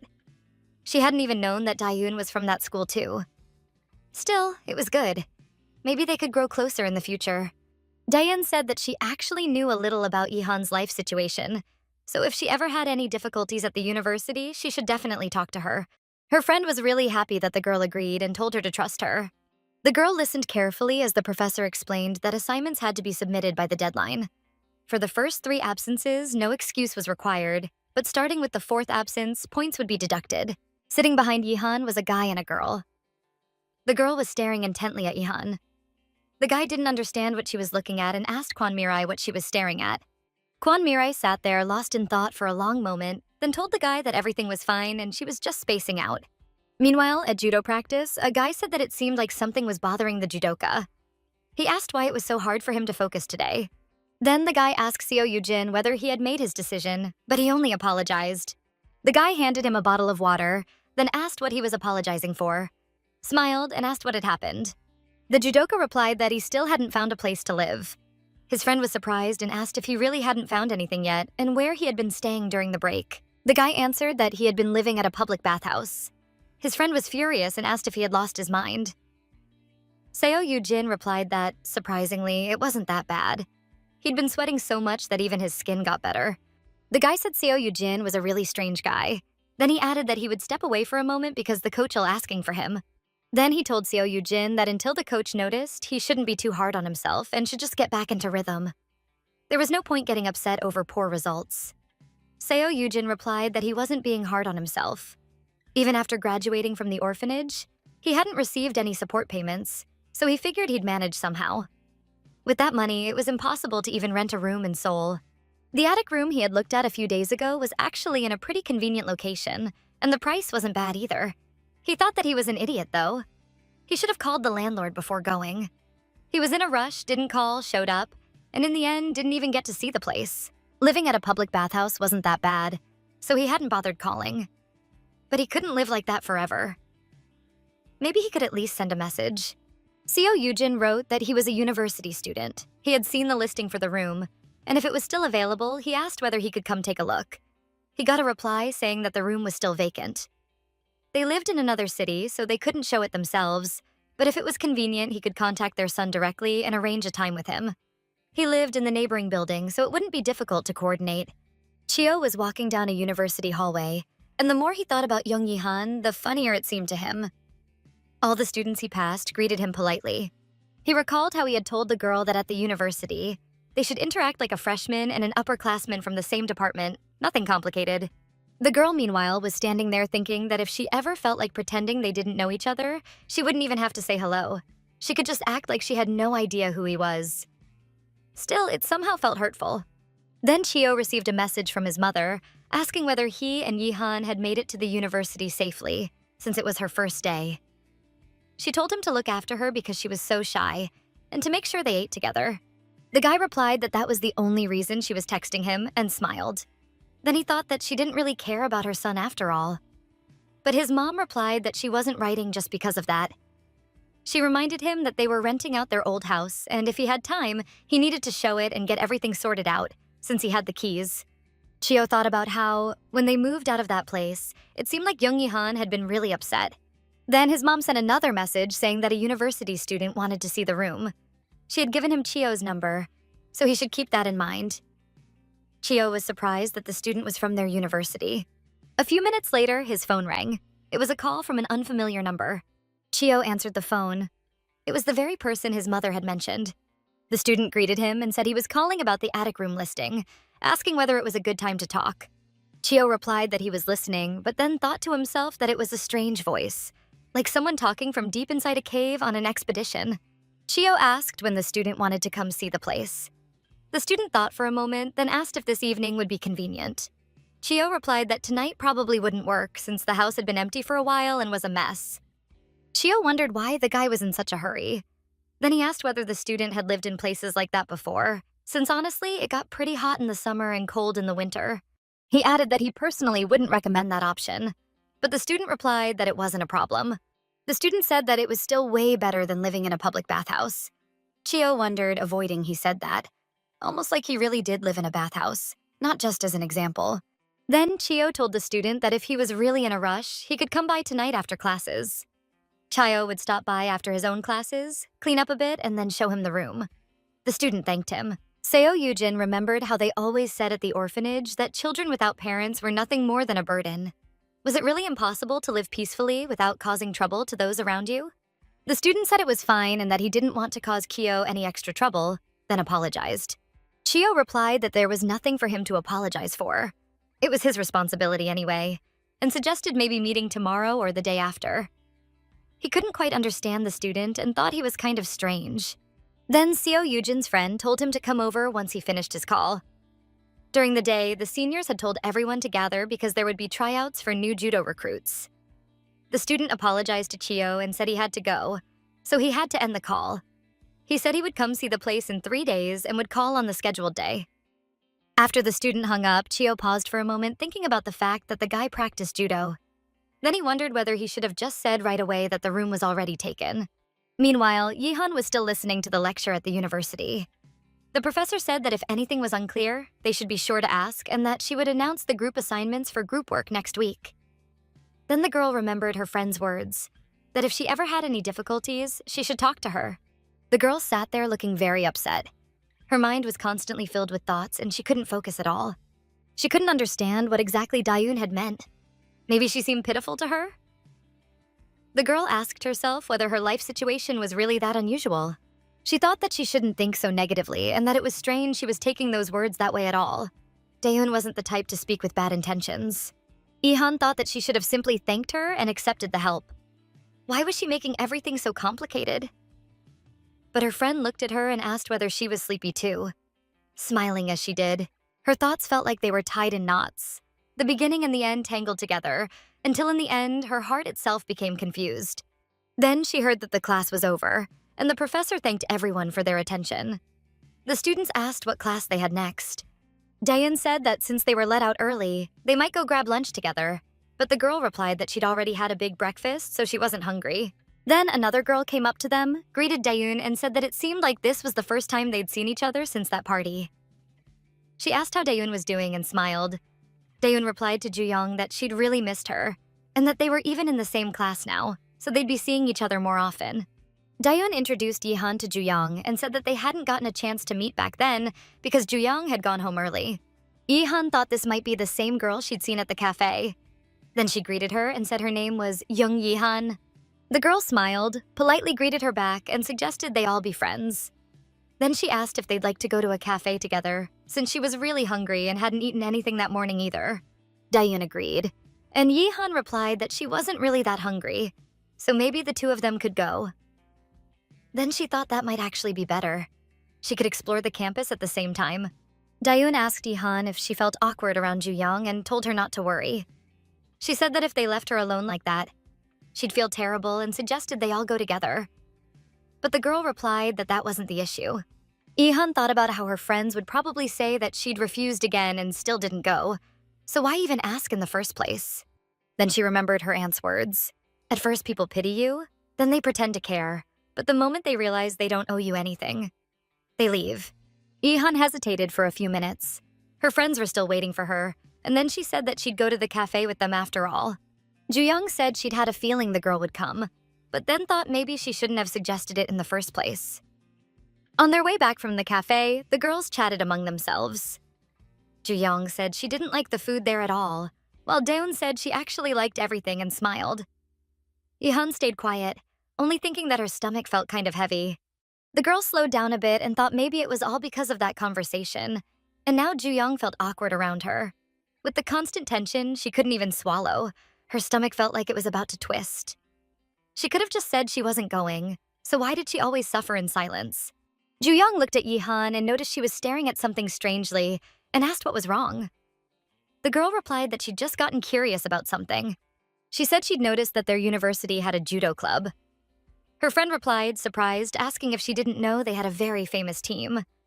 Then the girl read that it was the pride of the university, supporting athlete Seo Yujin, a gold medalist at the national games. Juyong explained that he was the face of their school and was currently preparing for selection to the national team, then asked if Yihan was interested in judo too. After thinking for a moment, Yihan replied that no, she wasn't interested, but her older brother used to do judo. Juyong was very surprised and asked if she really had an older brother and how old he was. Ihan felt a little uneasy that she'd mentioned her brother and thought she urgently needed to switch the topic. Then, unexpectedly, the girl noticed Kyo walking not far from them. She called out to him, and the guy thought he'd heard a familiar voice. Ihan froze for a moment and thought about what she'd done. She hadn't even realized she'd called out to him out of habit. The girls were surprised and asked if she really knew Senior Kyo. She thought about how she was supposed to get out of this now. She greeted him and asked if he remembered how they'd met last time at the cafe during the party, and that he himself had said she could talk to him freely, so she decided to say hi. Then she apologized for putting him in an awkward position. The guy reached up and touched the brim of her cap, said that he remembered her, and greeted her back. He thought about how hard she was trying, and how funny it was. Chio smiled and then asked her name. The girl shyly replied that her name was Jung Yi-han. Then she thought that she'd finally gotten through it safely. The girl smiled too, greeted the sunbae, and asked where he was headed. He explained that he still had some time before class and had just decided to take a walk. The girls said they were heading out for coffee and invited him to join them. Ihan told Ju-young that the sunbae was probably busy anyway and that maybe they should go on their own. Her friend agreed with her. Chio looked at the girl, then replied that if it was just for a bit, it was fine. He thought it wouldn't be a bad idea to build some rapport as a senior with a junior. Ihan walked ahead, wondering how everything had turned out like this. Ju-young, meanwhile, looked very touched, and Daeun asked her what was wrong. Ju-young replied that now it felt like she'd pushed herself in and bothered a busy person for no reason. Daeun paused for a moment, but then Ju-young smiled and said it was nothing, and to just pretend she hadn't said anything. Each of them got a drink. When the girls saw Yihan's cup, they asked if it wasn't coffee. Chio replied that she didn't tolerate caffeine well. Yihan thought she'd just drink it quickly and leave. The girls were very surprised and asked how he knew that. The guy got flustered and didn't know what to say at all. He thought it had turned awkward. Then he said that that day they'd just walked home together, so they'd gotten to know each other a bit better. He asked the girl if that was true. She agreed and said that's how it was, since it would have been really bad if the girls noticed something.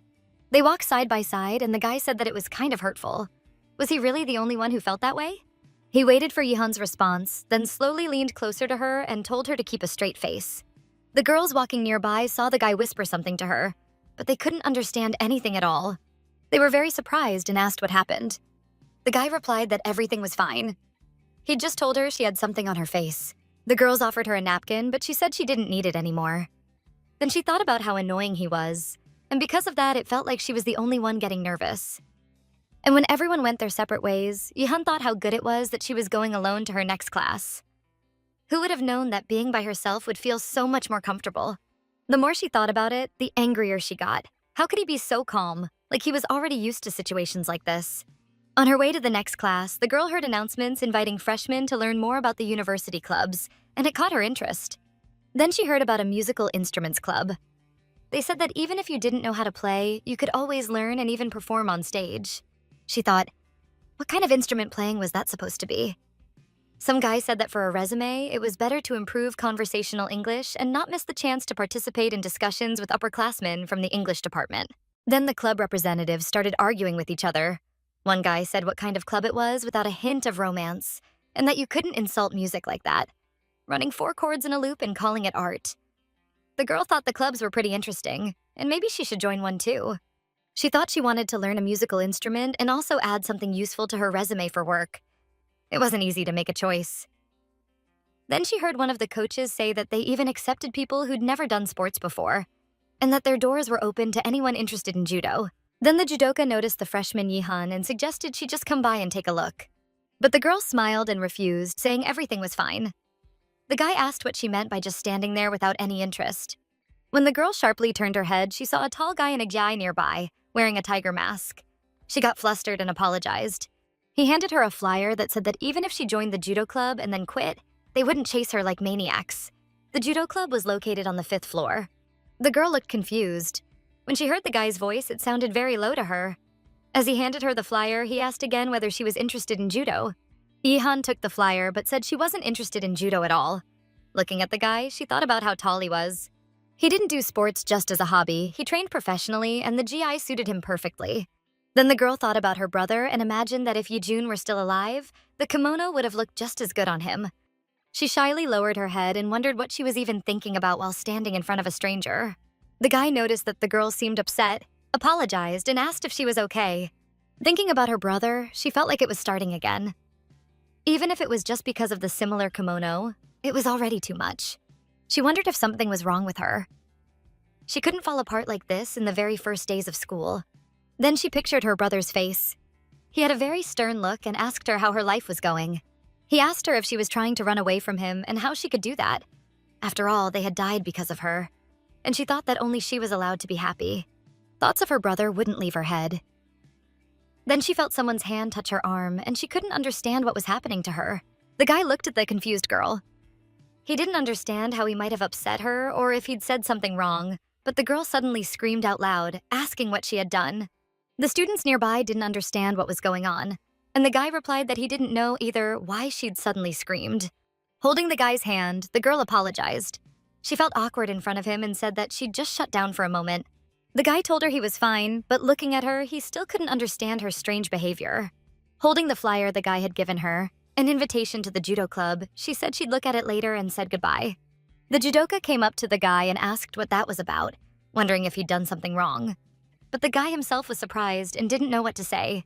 Seo Yujin took off the tiger mask, watched the girl walk away, and thought that it seemed like he'd upset her somehow. Walking down the road, the girl told herself it was just an unfortunate accident and that there was nothing she could have done. Then she remembered her aunt, who had blamed her back then too, saying that her sister had died because of her. She really did think that. No. Deep down, she understood it too. Even though she repeated countless times that it was just an accident, that there was nothing she could have done, still, if she hadn't been stubborn that day, both her mom and her older brother would still be by her side. She couldn't get rid of the thought that she had killed them. The girl stopped and began to cry loudly. She was in so much pain, thinking that this was it, that it really was her fault. By that time, Chio was already home. He texted Yihan because he didn't understand where she was, why she wasn't home yet, or when she'd be back. The girl didn't reply, and the guy wondered what she was doing since it was already late. He figured she'd probably had dinner with her classmates and would come back soon, and he was sitting there waiting for her. After all, she was a college student now. That was all. The guy was still sitting there, waiting for Yihan. He thought back on the day at the university, and it made him feel a little uneasy. Even hiding her face under a cap, she hadn't been able to hide her expression. Though it was silly to think you could completely hide your face like that. The guy thought it had actually all been pretty funny. But looking at the clock, which already showed 8 in the evening, he wondered if Yihan was really the kind of person who wouldn't reply for this long. He checked the time again and thought he should go look for her. But just as he reached the door, it clicked. The door opened and Yihan walked into the room. The guy was surprised and asked why she was home so late. The girl asked just as surprised whether he was home. The girl smiled, then apologized and said she'd been late because she had dinner with her classmates. Chio replied that if she was planning to be late, she should have let him know. The girl agreed and said she'd do that next time. Then Yihan said she was very tired and would go to her room. But the guy thought something was off. The atmosphere felt strange. Walking down the hallway, the girl noticed that the sneakers in the entryway weren't in their place. She really didn't like that. She started lining up the sneakers and asked if he knew the saying that when the entryway is tidy, good luck comes into the house. Noticing her strange behavior, the guy asked if something had happened to her today. But the girl replied that everything was fine. The guy tried to understand and thought that maybe she was just tired. It was her first day of classes after all. He decided it was better to pretend he hadn't noticed anything. Then he decided to leave and thought he'd organize the shoes himself. Still, he didn't understand anything, why the girl seemed so upset. Passing by the girl's room, he noticed that the lights were off and thought that Yihan must have been really scared. He stopped by her door and thought he should check on her, but for some reason, it was very quiet inside her room.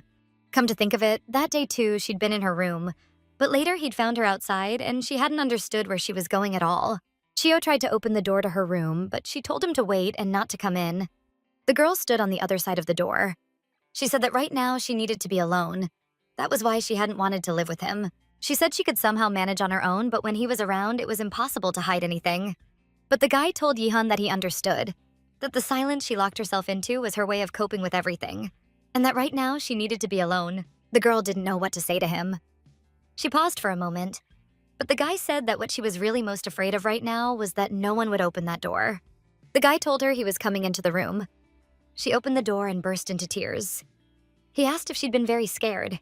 He started wiping away her tears and told her to say what had happened. The girl refused, saying that if she told him, he wouldn't believe her. She kept crying, and the guy kept wiping her tears. He said he didn't need reasons to believe her. The girl finally started to explain that today she'd imagined that the person in the kimono was Yejun. But that vision, full of accusation, blamed her for killing her mother and brother. She was terrified. And no matter how hard she tried to live a normal life, no matter how much she pretended that everything was fine, it was all pointless. Chio listened to her very carefully. He was deeply worried about her and honestly shocked by what she was telling him. Ihan kept crying and said that she simply didn't deserve for things to be okay because her mom and brother had died because of her. She said that she should have been in that car that day too. The guy held her hand, trying to calm her down somehow. He told her to breathe, but the girl kept babbling that she couldn't start seeing Yejun in him. The guy looked at her with such a gentle gaze. When she saw his eyes, she calmed down a little. Chio slowly leaned toward her and kissed her, so gently and passionately. At first, the girl was completely confused, but that intense kiss made everything suddenly feel calm.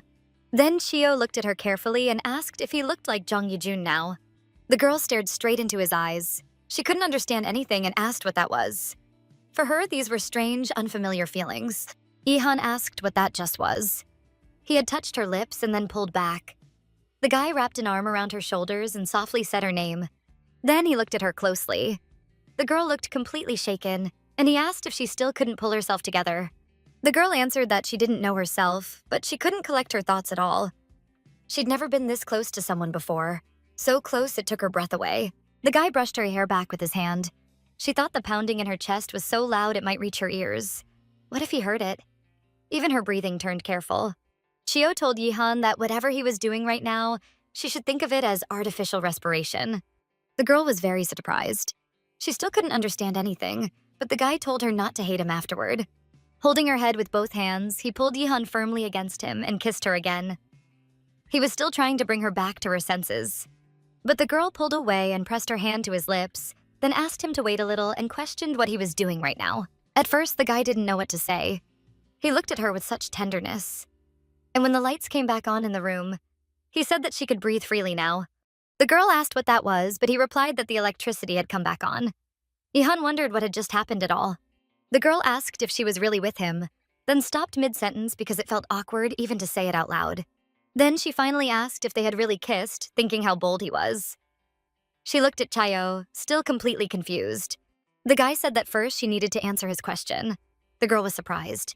He said he had already asked who he was to her right now. He stood there waiting for her answer, looking at the flustered Yihan, who had no idea what to say and just silently stared back at him. The girl blushed deeply and said that he looked at her in a way that made it impossible to meet his eyes. Of course, she couldn't even imagine what he had been thinking when he kissed her. Besides, it was her first kiss. She gave the guy a strange look and thought that maybe it only felt this way to her. The guy asked why she was looking at him like that. After all, he'd said it was just artificial respiration, so there was no need to make a big deal out of it. The girl got upset and said that was complete nonsense. But the guy asked what she thought had happened between them then. He said he'd seen her falling apart, barely able to breathe, because she'd seen Jang Yejun.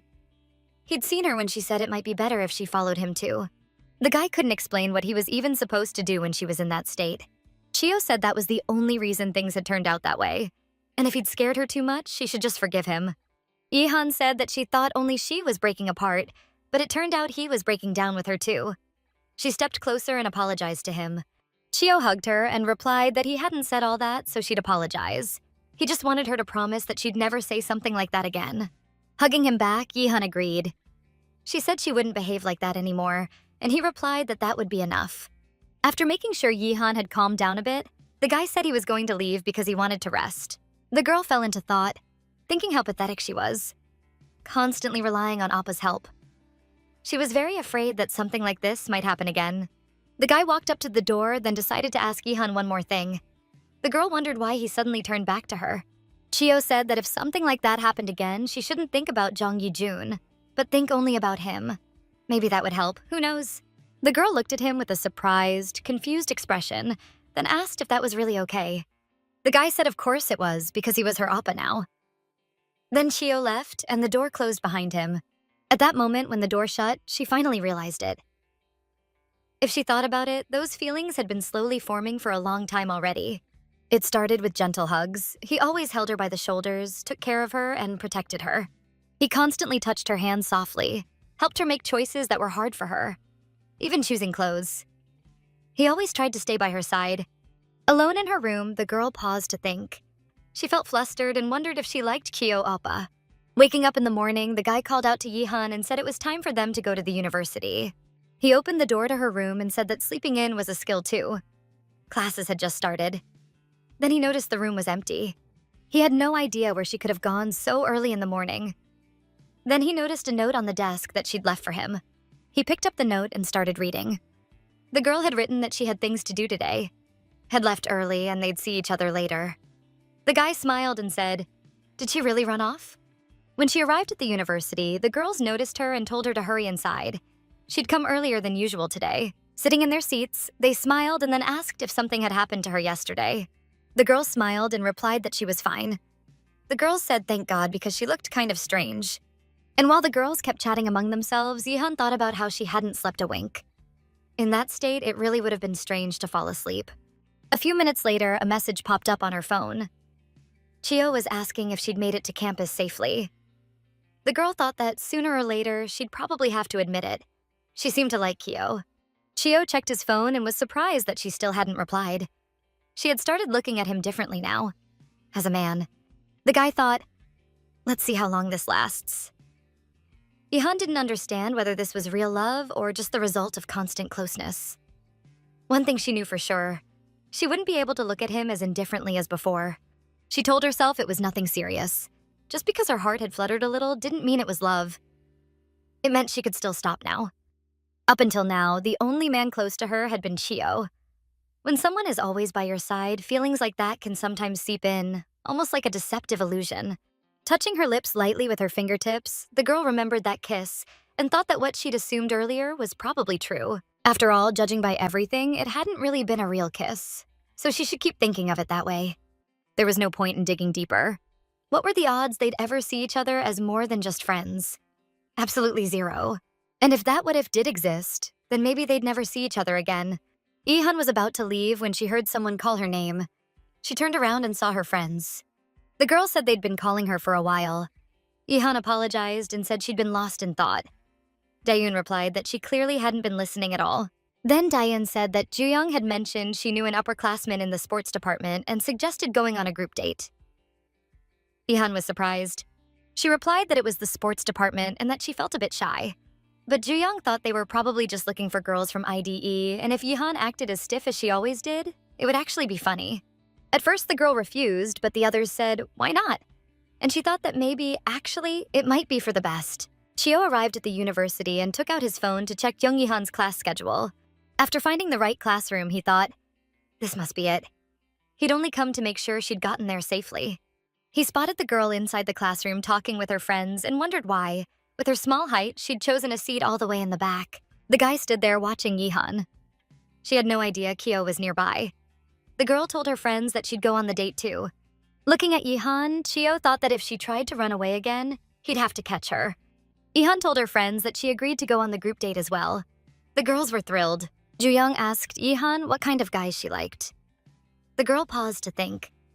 Daeun smiled and said it was important to know in order to find someone suitable. Yihan answered that she'd never really thought about it before. But then she wondered if saying that on a date would make her seem too blunt. Jooyoung asked if she had any preferences at all and thought Yihan was acting strangely evasive. The girl considered trying to describe the kind of person she liked. Everyone probably thinks about that at least once, but had she ever? She honestly didn't know who she might like or what traits attracted her. Those questions had always been last on her list. She had no specific type and no particular traits she was drawn to. But then she remembered Kyo. That evening, he told her to think only about him. And the truth was, her thoughts really were only about him. The girls asked why Yihan's face had suddenly turned red. But Yihan wondered what on earth she was even thinking about right now. She replied that she just wasn't interested in relationships, so she genuinely didn't know. And she'd never had one anyway. Daeun started laughing and told her she must be completely inexperienced, just a pure, innocent soul. Jooyoung gave the girl a strange look too and said, okay. But she thought Yihan was probably lying, so why hide it? When they talked about the date, she pretended not to hear. First, she didn't want to go. Then she did. Jooyoung couldn't stand girls who played innocent like that. They clearly wouldn't get along. As Seo Yoo-jin was getting ready for judo practice, a woman asked him when he was finally going to go home. He was surprised. She asked why he'd been living at the bathhouse for so long. At first, she thought he'd only stayed a couple of days, but he'd been there longer than most guests. She didn't mind personally. She just worried when she saw such a young guy sleeping on the floor under a blanket. The woman asked if he played sports, then said her nephew used to as well, and money used to flow like water into training and equipment. Seo Yujin agreed. She told him to be grateful to his parents for working hard and letting him train, and to go home sooner so she wouldn't worry. Young people nowadays ran away from home over the smallest things. The guy thought that during the winter, when the coach wasn't watching, he'd managed to earn some money on the court on the side, so he'd be able to pay the deposit for an attic room.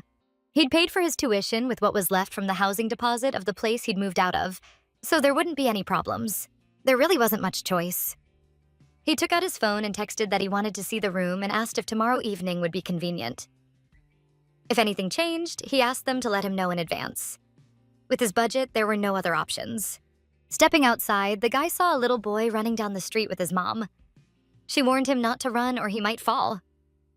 Seo Yujin noticed the drawing on the boy's t-shirt. It was a small tiger.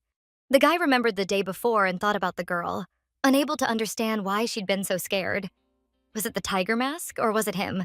The boy running down the street shouted that he was faster than his mom, then crashed into the student. His mom said she'd known it would happen. The mother told the boy to apologize right away. He came over and said sorry. At first, Seo Yujin just looked at him silently. Then the guy asked the little boy if he was okay and whether he'd hurt himself. The boy was still crying. His mom apologized and said her son wasn't very bright. The boy's mom told him to stop, saying he shouldn't stare at people like that. But Seo Yujin was used to it. The guy thought that maybe the problem really was him. But even though he'd met her for the first time, she didn't feel like a stranger to him. He thought he'd seen her somewhere before. The guy remembered how a little girl used to always call out Oppa. Then Seo Yujin got a call from a friend who started begging him to save him. The guy didn't understand why he was yelling so early in the morning. The friend said the coach had called him in again. The guy asked why, but his friend just begged him to come out. At that time, Yihan was still at the university. The professor said she'd forgotten to mention something important.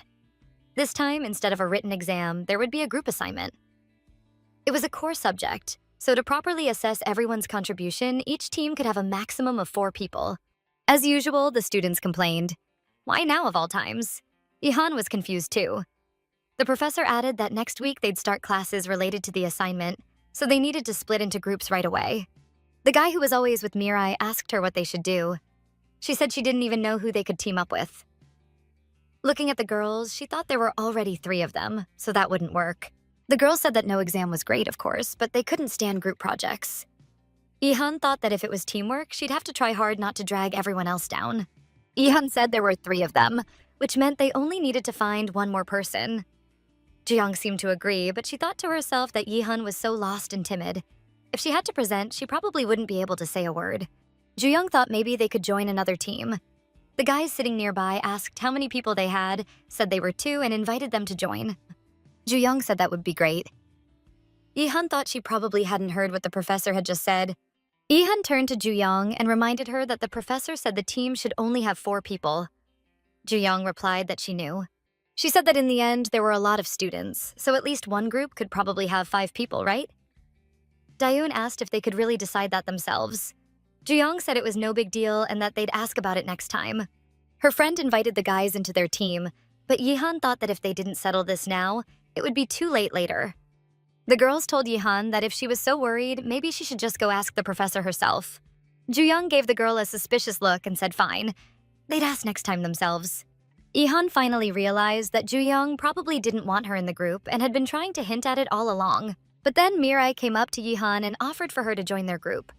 The girl was very surprised by the offer. Then a guy came over and asked if they'd decided. He said he'd just asked the professor, and she'd said that since there were a lot of students, it was fine to work in groups of 3. The guy stepped closer, greeted her, and asked her name. The girl replied that her name was Young Yihan. Yihan looked at them in surprise that they'd invited her to join their group. The guy and the girl came over to introduce themselves. The guy said his name was Oh Hyun-jae, and the girl said her name was Kwon Mirai. They said they'd see each other later. Yihan didn't have any more shared classes with the girls that day. She thought it was good that she could quietly sit through her lectures and then go home. Walking along the road, the girl thought that maybe she really was used to being alone. It was better for her to deal with discomfort by herself. She thought the girls might have wanted her in their group, but if she felt uncomfortable with them, there was nothing she could do.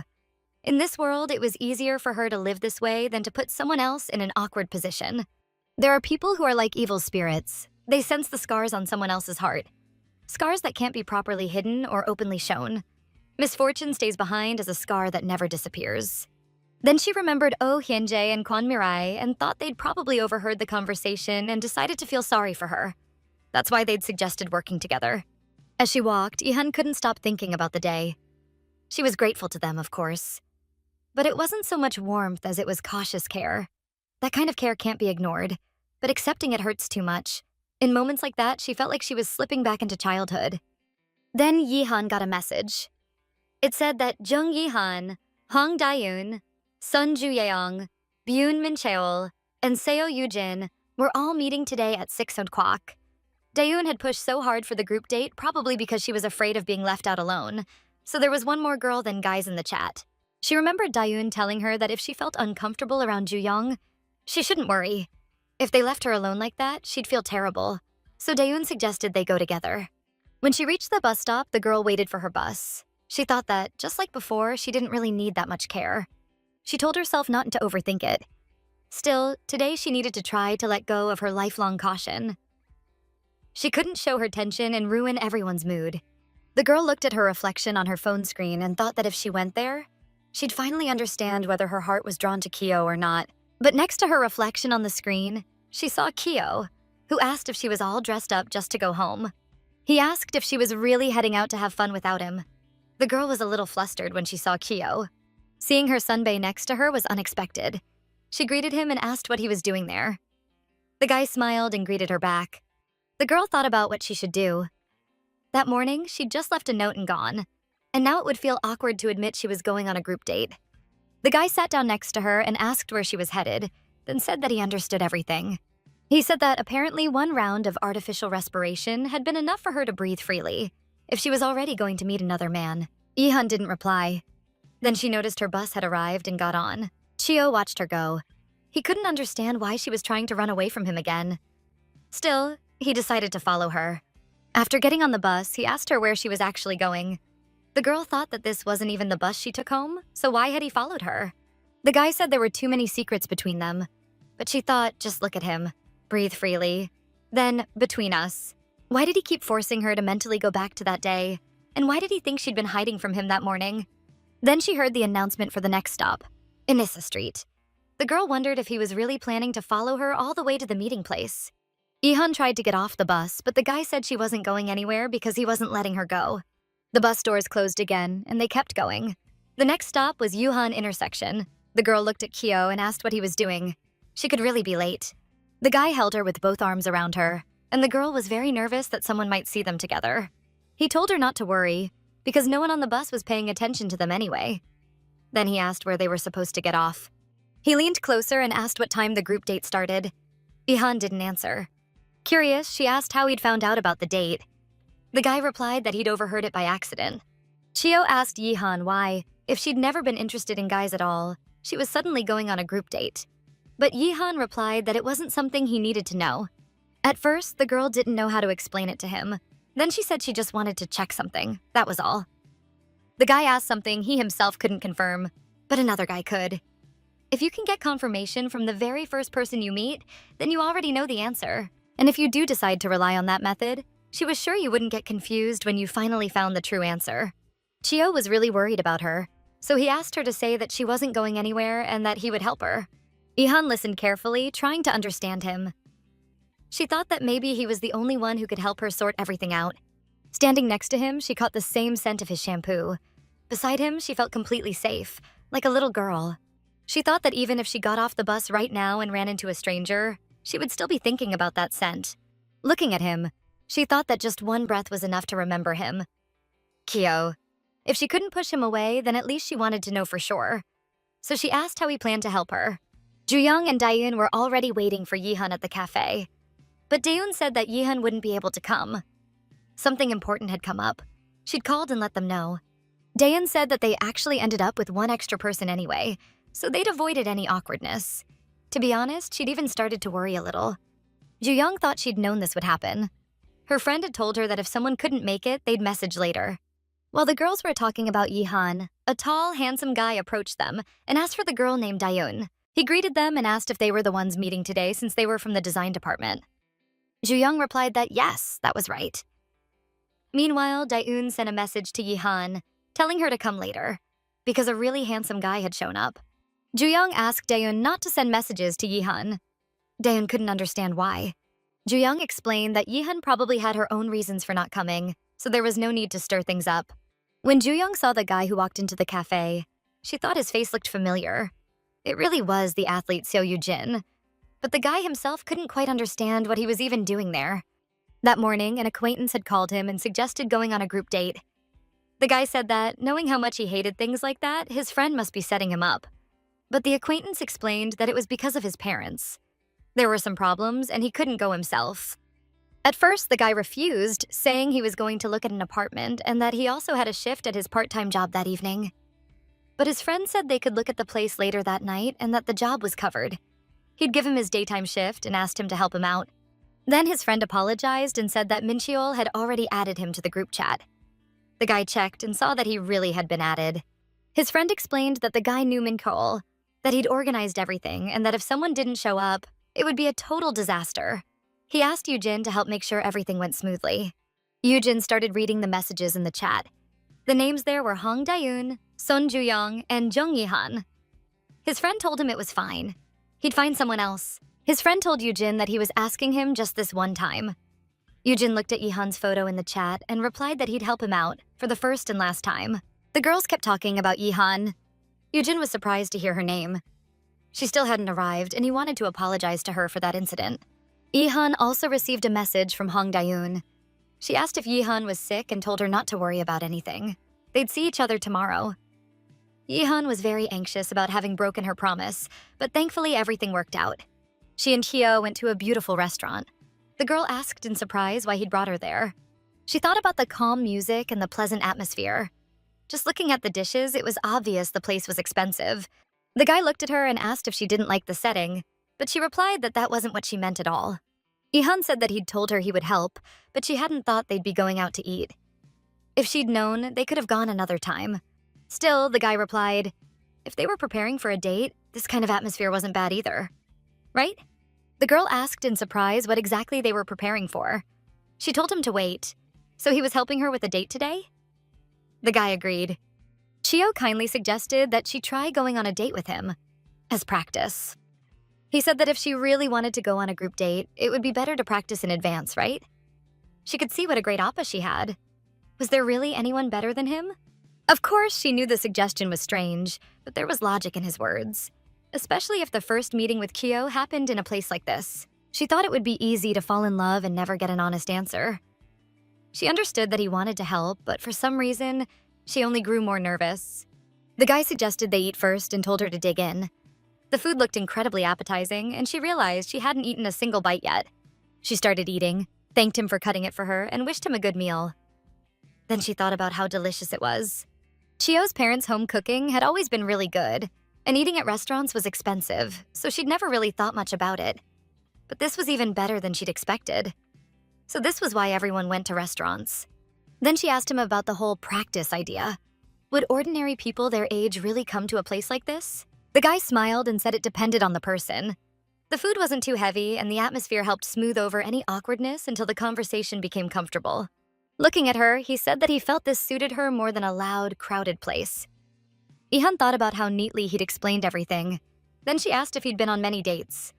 She assumed he probably had. After all, people's tastes were usually similar. Hearing the question, the guy was genuinely surprised. She thought that plenty of girls must have tried to get close to him. He lifted his head and looked at her, saying that he'd told her before. He never had.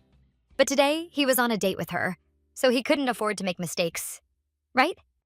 The girl smiled and agreed, but said that this was just training. Just practice. The guy tried to explain that today she was his partner, but the girl thought that it probably meant nothing to him, and saying things like that felt a little dishonest. Chio asked her if she knew what mattered most on a first date. The first impression. Ihan was very surprised. If someone says her name is beautiful when they first meet her, that's not just politeness, it means they're interested in her. Then he said there was something he was curious about. When she wasn't with him, but with someone else. What her expression looked like. What her voice sounded like. He'd wanted to see that for a long time. He asked her to answer in that case. Then he told her to say whatever she wanted. He was curious to see how she would open up. The girl got completely flustered and had no idea what to say. Then shyly, she said that he was very handsome. She asked in surprise if that was really okay to say. The guy noticed how embarrassed she was and replied that yes, it was. The guy said it was fine, but then paused for a moment and wondered if he was digging his own grave. Thanks for watching. If you enjoyed this review, don't forget to like, subscribe, and hit the notification bell so you never miss a new video. Let me know in the comments what you thought of this story and what manhwa you'd like to see next. See you in the next installment.